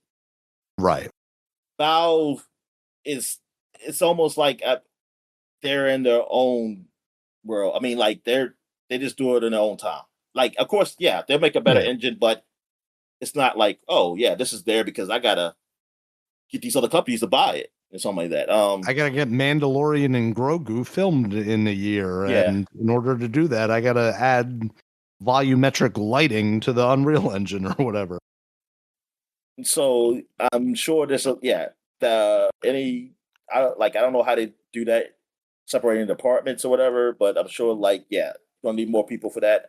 I'm curious how many people they would need for that, but it's just that it seems like it's a lot of people at that company for it just to be like Fortnite. That's it. Like that's the only game. Mhm. It's like, oh, you couldn't get squeezed no other game in there. Like that's what I'm saying. I'm thinking like, would you have to hire a lot more people to do another game, or Right. like like what's the like why did you have to get rid of this, or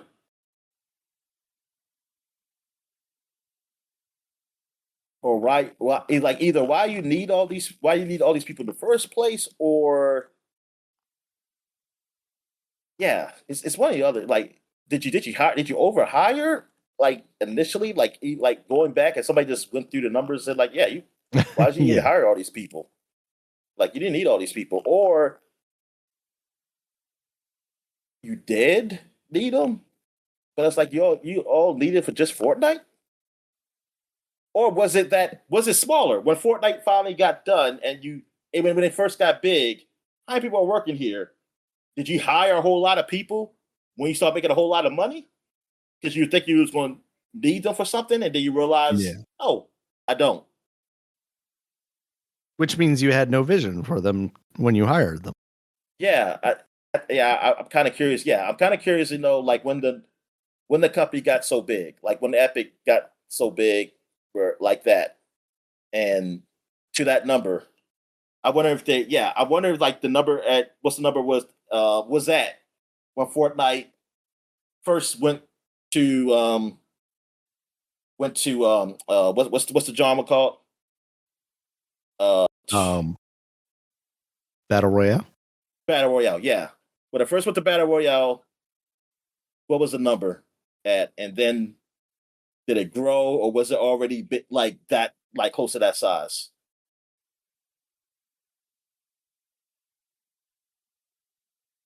Because like after I guess Gears was really like the last big game they had really. But some of those I know some guys left, but I don't know like what was the size of the studio?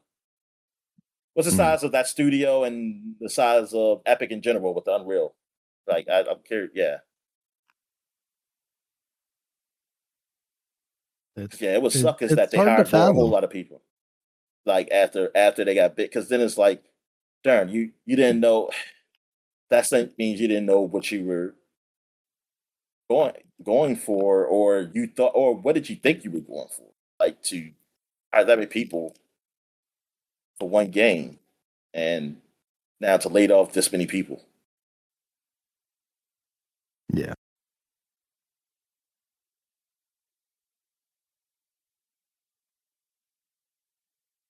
Valve. That makes like total sense. Yeah, I mean, I think it's smart of them to, I feel like when you're at 400 people, that's kind of like the max you need to be at. Like, do you need to create something larger than that? At 4,000 people, how do you manage 4,000 people? I mean, it obviously you is more. have That's the thing. That's how much they managers who frequently. manage managers who manage Yes, managers, and then you have yeah. Tim Sweeney all the way at the top. How do you are so disconnected from your company at that point, I feel like, and Like in a lot of I can ways, see reality. Activision and EA like years ago. Like they just said something like they lay off 4,000 people. I can see that happen because like, oh man, look at all the studios they got under them. It's like, Yeah. or like Microsoft the company, or Sony the company, or something. Like, look all the things they got under them. Like, that's a lot. So mean, 4,000 people is a lot, but it's actually pretty small because it's like be small as percentage wise because it's like it's so many companies under them that yeah, like that's a big corporation. And I look at Epic. I mean, if I could look at a corporation, but then I'm like a corporation. Like, what the hell does she do? It's like you you do the ingest like Darren. It really takes that. It's like, is it like a car industry or something with that one engine where you have to have that many people over there? Like, how many people are at Fortnite in there? Like, how do you and I mean, yeah, I know there's other places like sales and stuff like that, but like I said, it's like, but why? I mean, yeah, like I figured, yes, you will be bigger than Valve. I definitely see that because you have a ongoing game which you're adding things to, like, um, and you have your Unreal Engine. But I'm like, does it have to be that many times bigger if you're not doing any other things there? Or maybe they are, Daniel, and we don't know what it is. They're it's some government secret or something. Maybe they're working some military shit over there too. We don't know about. I don't. I think we have some level of responsibility here, Dominic. Tim Sweeney was born in Potomac, Maryland, so I think one of our worst. Well, technically, I'm a, I don't even know what the hell you call it, but a Norfolk Virginian. I don't know how you would say it. A Norfolk Light. What they call it? Or Chesapeake. Well, Chesapeake, Virginia. Really, Chesapeake. I'm actually, I was just born. I was born here, and you're from the swamp in Florida. That's true. You're from the Everglades, but it's. But as our adopted home here in Maryland, Dominic, I think Yeah, I think we have some level of responsibility that we need to take for this man. Yeah, McMaryland. And in Potomac that happened recently. I forgot what it was. I say, although Potomac is probably some of the worst of us anyway, so makes so much sense that he is a child of parents born, from Potomac, Maryland. Yeah. Is that the last news? Yeah, that's what I had. Oh, I got a question. It's about the Grogu movie. Well, I mean, it's really about Disney. Like, is that the next? That's the next Disney movie, I think or that's the next biggest Disney movie. Yeah. Okay. And then is Toy Story in between that, and then it's Spider-Man, or yeah. Okay. Wait, when is May? May is Grogu, right? Yeah, the end of May 22nd. Yeah. I want to say is it. I thought I saw. I was watching this basketball game. Then I believe that's the next one, and then one that you just mentioned that somehow have forgotten. Toy Story. Yeah, because I know Toy Story comes out. I just don't know like exactly when. Toy Story is June, I believe. Okay.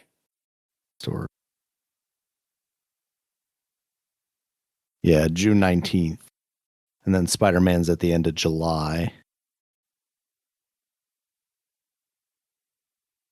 I feel like there was something else that came out at the beginning of July, but maybe it wasn't a Disney movie that I was thinking of.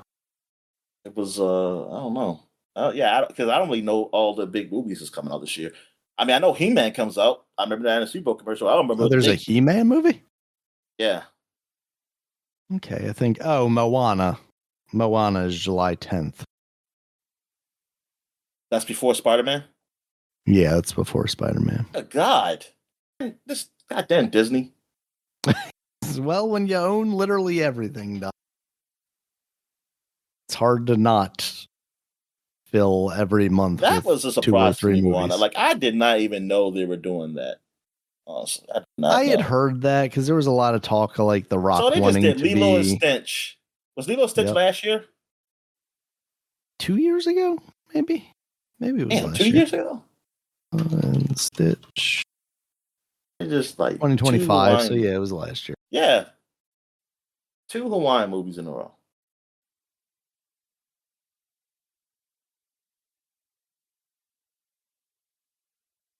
Well, it's like you said, Dominic. They had to get The Rock before he got too old, even though he already looks too old for that.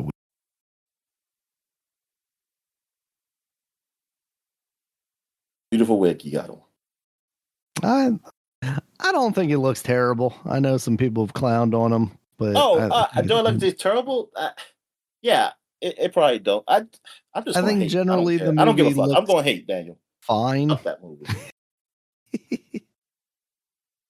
One of those things that like that movie don't need to be made. I'm pissed off. I'm just pissed off. No, it really doesn't, especially when it looks like such a direct. Well, they gotta do a Princess copy. and a Frog movie now. Do a Princess and a Frog movie. Shit. Oh, there's one. There's one that we haven't gotten to yet. Yeah, but that shit ain't gonna do shit.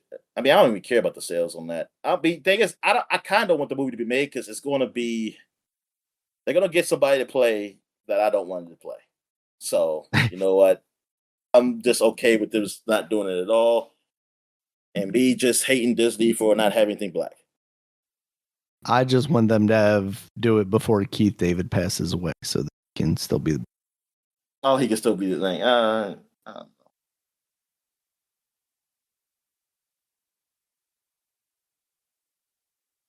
course, then you get into the aspect of like this with The Rock being Maui, like everything that he says in this movie, he's already said. It's just his face on screen now instead of a CG. Yeah. Like, I don't know. It's like, I don't. It really like, does seem so unnecessary. What's the point? Like, a movie like Snow White or Cinderella's like, God damn, those movies are like over 50-something years old. Like, they right. Like, they're so long ago. Like, or like when Jungle Book, the freaking real Jungle Book remake is old now. Like, that's what's crazy. That movie came out how many like years ago? Darn. But like then it makes sense. It was like, yo, the Jungle Book, the Jungle Book as Disney didn't come out till a long time ago. Like, is so okay. But yeah, like this is now you get to the point. Like I said, you get to the point where you just had those movies come out the same day. Like the same, or within the same year or something. Like, hey, we got this cartoon movie, and now we got the real one. I was like, God darn! So is next year we're getting what's the Frozen or something? Is next year we're getting Frozen? I am honestly shocked that we haven't already gotten Frozen. Did Moana come out before Frozen? I want to say it came on. I don't know. I don't know. 2016 November. Frozen.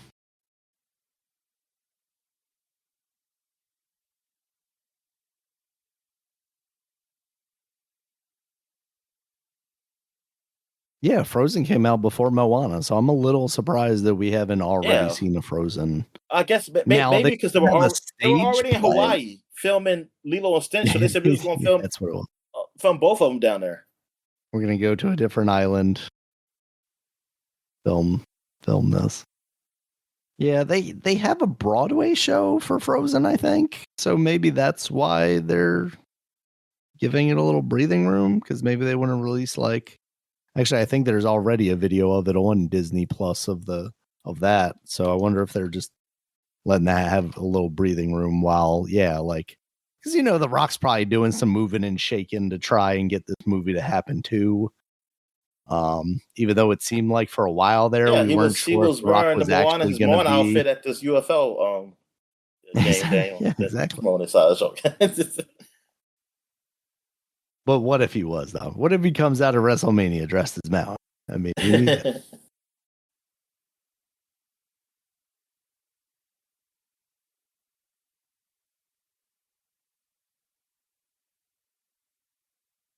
all right, man.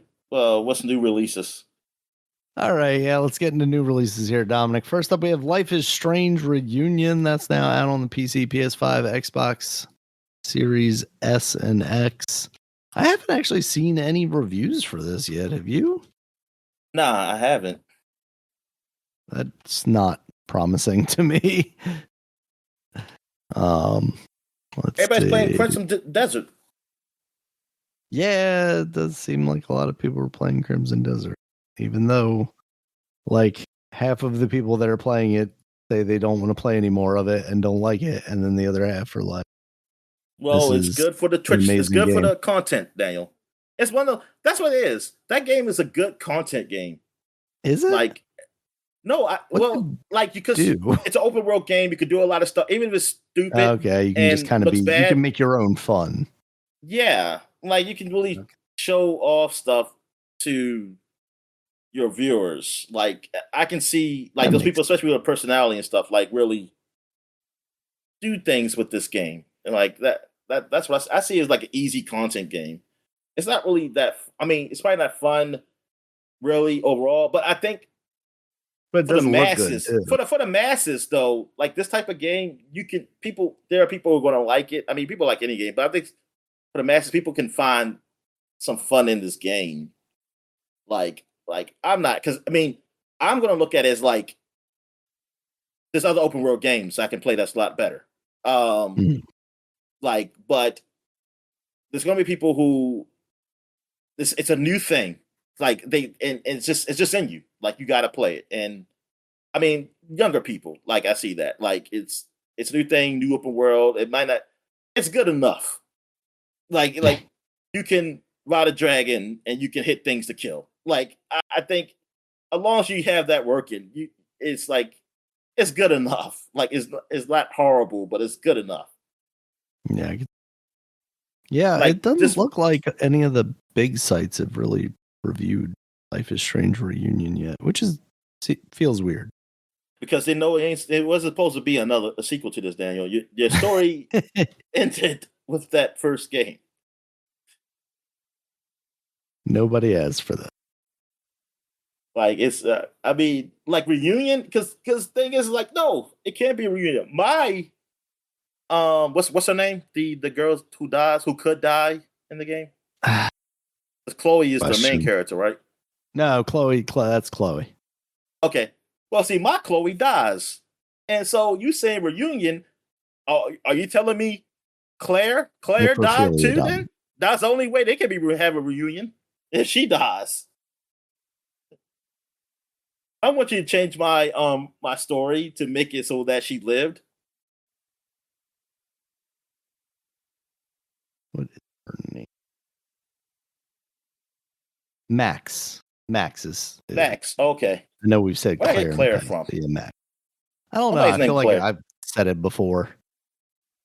I say like the voice actress name is Claire or something. Max Caulfield. Chloe. Something or other. All right, Dominic. Next Max up, Caulfield. Screamers is the anime car racing drifting game that I have seen some reviews for, and they're mostly okay. Okay. Why is it called Seem, Screamers? yeah. I said, why is it called that? Oh, why is it called that? Because everybody's just shouting while they're going around corners. Oh. No, I don't know. Probably some street lingo the kids are into nowadays. Yeah. But yeah, I mean, visually it looks I'm kind of thinking like cool. something scary or something. like No, it doesn't seem like anything like that to it. Yeah, it seems okay, but I think my understanding is like you use the left and the right stick to do like this kind of drift stuff around the corners, and that feels that probably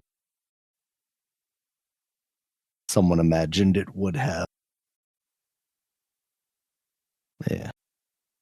All right, we also have a Super Mario Brothers Wonder, the Nintendo Switch 2 edition plus meetup at Bellabelle Park. That's out okay. now, so you got that stuff.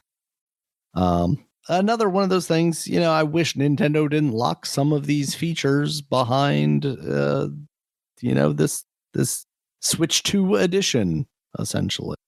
Some of that stuff seems okay, and the DLC itself seems like more like multiplayer stuff that I'm not necessarily going to engage in. So I wish they had Yeah. kind of an update and then here's some DLC. I wish it just added to that Switch on. I mean, you pay for it, you get it for free Yeah, thing. that would also be very nice. And then we have the Marvel Maximum Collection on the PC, Nintendo Switch, PS5, and Xbox Series X and S.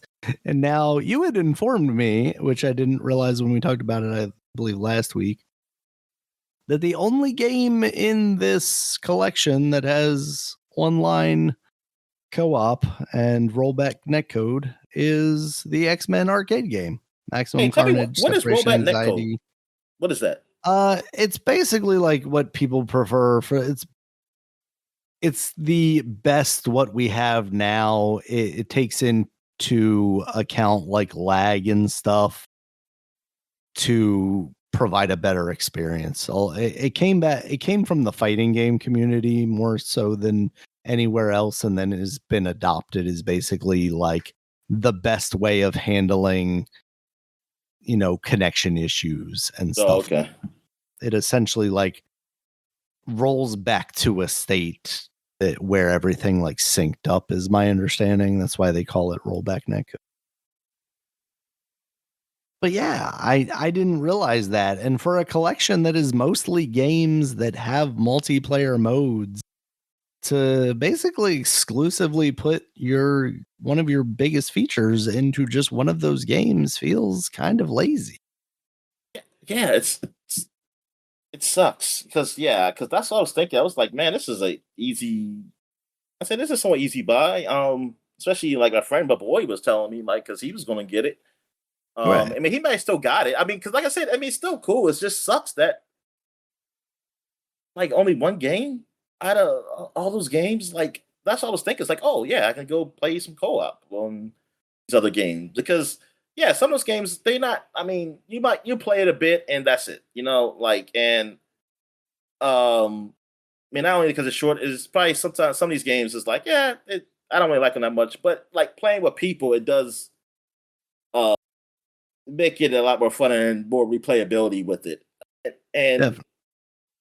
you, yeah, man, that's what was disappointing. I said, oh man, like I really wanted, like, yeah, those other games to be co-op, and that just kind of it sucks. Like it really sucks, and like especially if you think about, okay, if this is nostalgia, everybody who was there to play these games are grown adults, and now, hey, good for you that you can still go hang out with people to play those games, like couch co-op. Like Definitely. if you got that life, that's great. Good for you. But I'm sorry, most people don't. And it's like you got, and even if you might even have time, doesn't mean the people in your house has time or like Yeah. you to have somebody come over or something, or like or vice versa. It's like, dude, come on. Uh, and look, and if the company and whoever made this game, I don't know whoever got it. Maybe they can't. They say, "Oh, we don't got enough people to support something like this." Darn, I mean, I guess that sucks. But also, can those companies find somebody else then who can who can? Can you hire one That's of the these thing. people from Epic to do this? Yeah. Just somebody support. Like let me just Here they're good at multiplayer. Maybe bring them in. and the thing is, I also got to think like, hey, if you can get the like I don't know what's behind the scenes. Like what is it like you can do X-Men but you can't get these other ones. I don't know. That's what confuses me because you have like these emulators, right? That you like illicit emulators that some just have that feature built in where it's basically like, oh, you can fake multiplayer, you can fake having people playing on the same couch together over the internet, and I can play separation anxiety with you over the internet. I need that's one If thing I you're need. I need Xbox, Nintendo, I PlayStation. mean, I even mean, Valve has that built in now, Nintendo ain't don't gonna they? do it until like 50 years or 100 years from whatever if We're Xbox dead. and PlayStation do it. But like to have what Valve have, to have that implemented into their like to have it implemented into the systems where they can, yes, you can play any game, even if if it's not made to be played online, we'll be able to. Like we will help provide that. Like that should be a thing. Like that should be a thing now. Like they should implement that, especially with the raising prices that you're doing with this. Like, come on, man. That should be a feature on those services you charge us. That like you have that, so we can do that. So people, so it helps the developers too. Like I said, it makes games like actually in more demand. It's like, oh crap, I can finally play those Lego games together and something like that.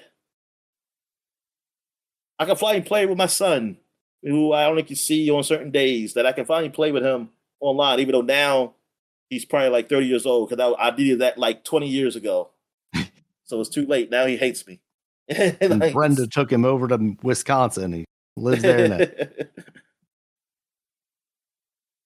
But yeah, man, it's that like I would say like and the new consoles, that should be a thing. But now, like, man, I ain't gonna afford new consoles. But it should be a thing still because it's expensive. It should be a thing now.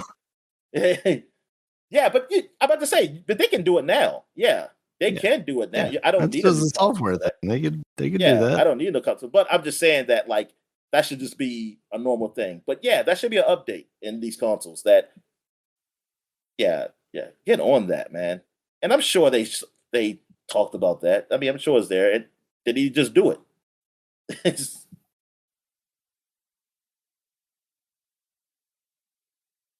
All right. Anything else come up? I'm shocked that they haven't done that. No, go ahead. No, that's it. I didn't mention it in the news, but Xbox did have a kind of indie direct thing where they showed off quite a few games. Oh shit, man! We didn't talk about that. No, there was Super Meat Boy 3D. They showed that Life of Goldman game, which Super Meat Boy 3D is coming out like next week, and then that Life of Goldman game. That game just looks incredible every time I see it. Like every time they just keep doing more things. Yeah, I gotta look at that Life of Goldman because I think I missed that. But the Super Meat Boy, I mean, I never really played the game, but I know the appeal of it, and it looks pretty good. And it was pretty funny with that thing they had. The guy just get angry all the time. Yeah, the interstitials. Like that would have been me. That would have been me. And then and that's why I don't play the game. But about that robot game. I think was that the end of the show? I'm not sure. With the is that the robot with the little girl? Yeah. Okay. Like, what do you think of that game? Like it looks like it could be appealing, but it also look like it could just not be the great. It's like they didn't show enough. They didn't show enough gameplay to me. Yeah. It honestly, like, outside of just like, because the robot like turns around and does like a spider walk, I think at one point. It's kind of the only like image that's stuck in my head for that. And that wasn't gameplay. And that was exactly. Yeah. So yeah, it didn't really do much for me. There weren't too many games in this that really like stuck with me, I think, and that's part of why I forgot to mention it earlier. Oh, not The Expanse? The Expanse didn't stick with you? The Expanse does look good. I'm intrigued by it, especially because I was hearing some people compare it to Mass Effect. I mean, that's what it looks like. Yeah. I mean, as far as like the space, and then they say, oh, you got some dialogue choices and stuff like that. And that's and it definitely seemed like they tried to present it that way here as well. It's like, I hope it's enjoyable, but I am getting so cynical, man, and like I just like, it's like I can see it just not being good. Like I can see it like, man, this looks so good. Then we come out, you see the reviews, it is like 7s and 6s, because I'm like, man, this is going to be Starfield, man, all over again. No, like I hope it's decent. I hope it's a decent game, but I wonder if it's really an RPG or it just has, or is it like it has those elements, like it's essentially an action game, like every game, just with like how much dialogue choices is there? Like that's what I really want to know. Like, Because I would notice, is it more than Dragon Age, the latest Veilguard? Because that was disappointing with theirs to me. Um, or like I mean, like, look, if it's a good action game, then fine. But then it's like you trying to sell the people on that Mass Effect look. It's like, oh, you're lying to them. You're lying because like people only got a few things you can choose. But yeah. I want to see some more of that game, like actual somebody playing it, like to know how it works, like how that goes. When is that game supposed to come out? When is that? Damn, man, these games and girls, man. Like if you're the number one seeds are just going That's coming down. out. There's a closed beta apparently on April 22nd. Like closed beta? Those betas. Why is there a closed beta? And not just a single player game? That's what I thought. Unless they have is there a multiplayer mode, maybe? I I mean, I hope it's not multiplayer. I mean, if it's imagine, multiplayer, yeah. I hope it's co-op. Then I don't know why you have dialogue choice then.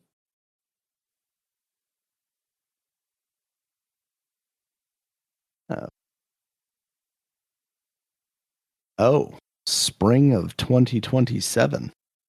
Oh, but then I don't give a damn about this game. All right. No offense, but we'll see if we make it that far. Yeah, I was about to say. Yeah, like I don't like that's too far. That's too far ahead, man. I ain't thinking that far ahead. I mean, not for games anyway. Yeah. So what else is coming out this year? They showed because I can't. Those are the only games I really could remember. And Yeah. honestly, I don't think I watched the whole show anyway. I mean, I think There's was Alien like kind of Death fast forward. Storm. Artificial Detective is the one you were talking. Yeah, Artificial Detective. Yeah. Very basic title. Yeah, there's a lot of very generic. Oh, Dominic, the Bluey game. Bluey Happy Oh yeah. Snap. Oh well, yeah. I saw that on that guy's show. He showed it off. So Oh yeah, he did. Yeah, he should. That's I don't know what that game is, to be honest with you. It kind of makes me think it's supposed to be like a Pokemon Snap kind of thing. Like you're just exploring these environments and then you take pictures. It's the show, and then Daniel. maybe you That's can color them in too. But what's that? I say it's the show. Yeah, The Bluey game. It's just a show, and you just pretend you're playing. Yeah, there you go. Dispatch is coming to the Xbox finally. Yeah, like I said, Life Goldman looks incredible. Like they've got what's it called again? Life Goldman. Life of Goldman. Oh, the one where you're the old man with the cane and you're. Oh, that. Oh, you talk about Up. Oh, yes, that, Up. Oh yes, I've seen that. Up. Yeah.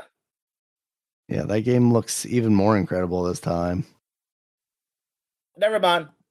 That's not the Up game. This ain't the Up game. It's another old. They had two old man games in this show. There was an old man game that was Up. Basically, you saw yourself as a young man. Oh, okay, yeah. That's forever ago.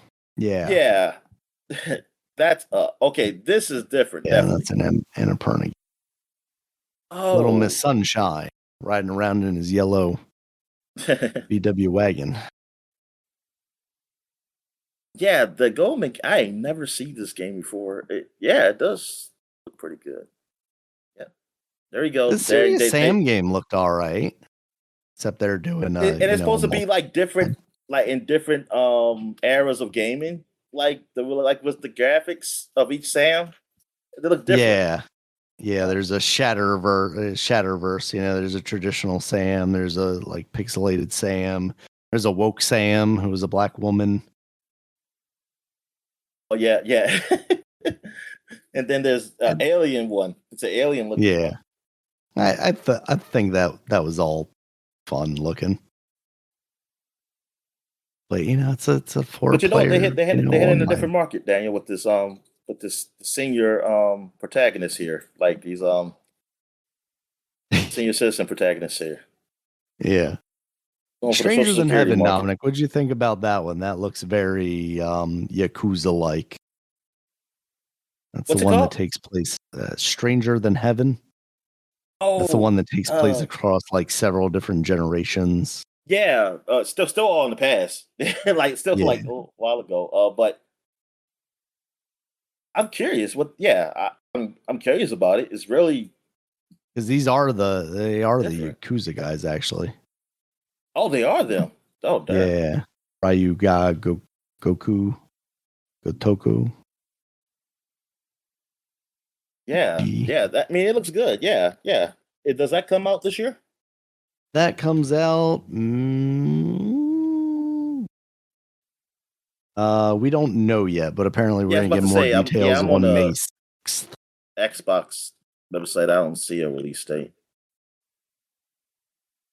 Yeah, it says a special It's look at interesting Stranger because I Than don't know anything Heaven. about Japan in these eras, except for, I mean, even World War There were II. I don't know what dragons the hell back was then. going. I don't know what it looked like in Japan in World War II. I just know about what they looked like dropping bombs on us. But like I have no idea like what the it looks like. Yeah, the only era thing is Godzilla. That's the closest thing I got was the Godzilla movie, and everything was all destroyed. So I don't know.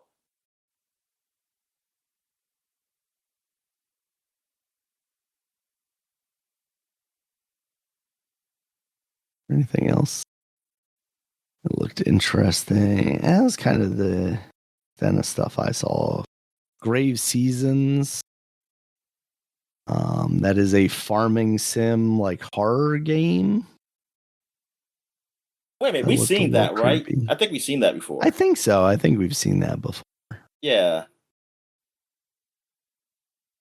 Frog Squad. Slapstick puzzle platformer. Forever ago we mentioned Expanse. Send to Zero. That's an anime thing. Action roguelite.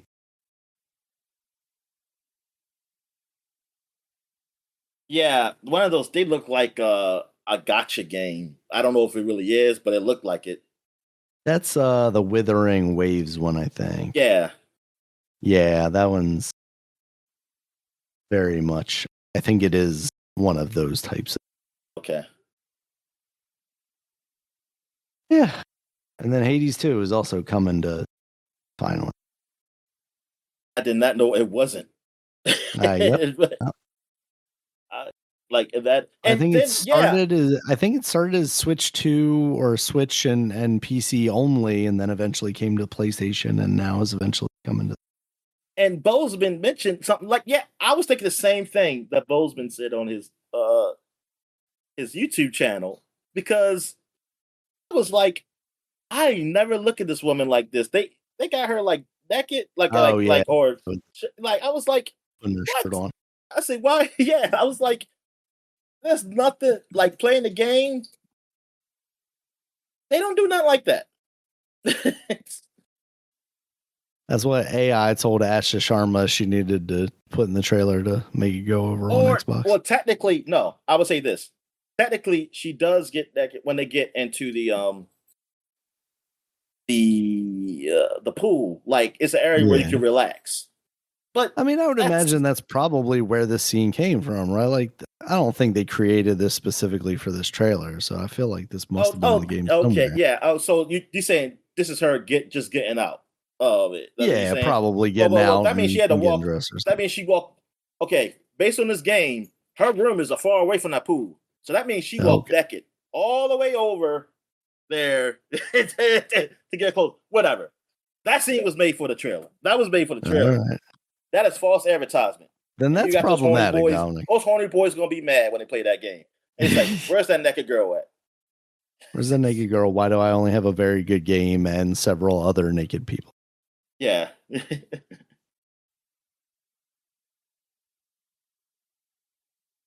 Yeah, because this I'm like, wow. It's like and like even the when they get into the stuff, like they don't show them get in. They go black screen and they all you do is see the shoulder. So it's like, Yeah. yeah, it's like, yeah.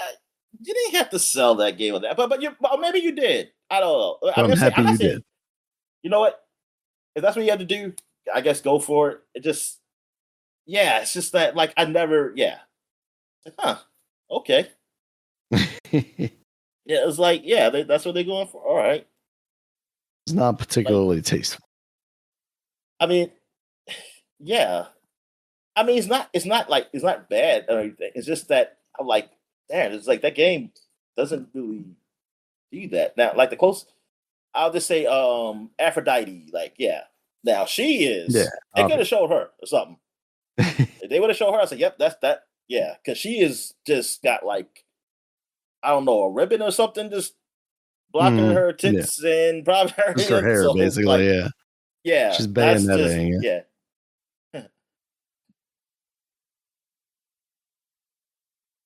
She was in the first game too, right? Or yeah, but I don't think she was. Yeah, she was as revealing. She wasn't as naked. No, she wasn't. Yeah, nah. Oh, they got my letters then. That means they got my letters. Yes. Yep. Yeah, so I didn't think it was a bad show. I didn't think there was much there that I was impressed by. Hey, look. What was this stuff?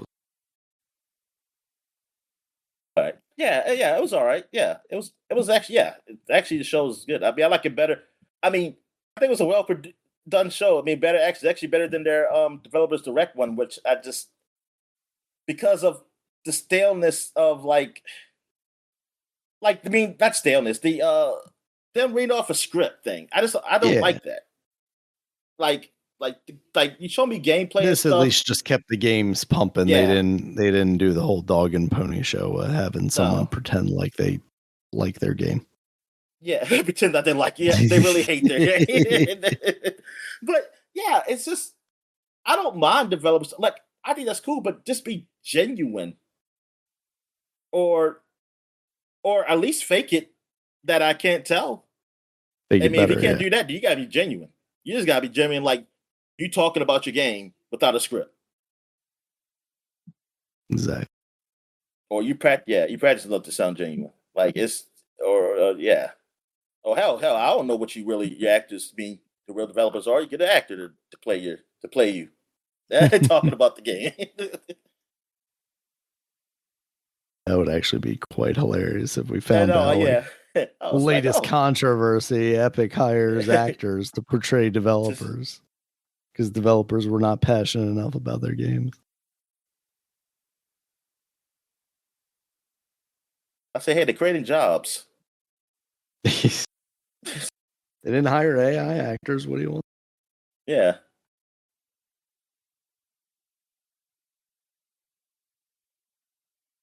All right, man. Oh, damn. Orioles game on. All right. Anything else? Oh, geez. Yeah, it is that late. Nope. That's it for me, Dominic. Anything else for the people before we get it out of here? Nah, man. I think I'm good. All right. Thank you guys, as always, for listening. You can check us out on Twitter. Dominic's at DStalworth5. I'm at Regulus MB. The podcast is at SupaPod. SupaPod. You can check us out on Bluesky as well at superpod.com, at regulusmb.sky.social, and at DinoMan at DominicStallworth.bluesky.social. We also have a website where you can find all of our previous podcasts, as well as links to all the places you can find us, including YouTube, where there's a video version of this podcast, as well as all the audio places like YouTube Music, iTunes, Spotify, Amazon Music, Audible, and any other place you might find an audio podcast. Until next time, guys, talk to you later. All right, see you.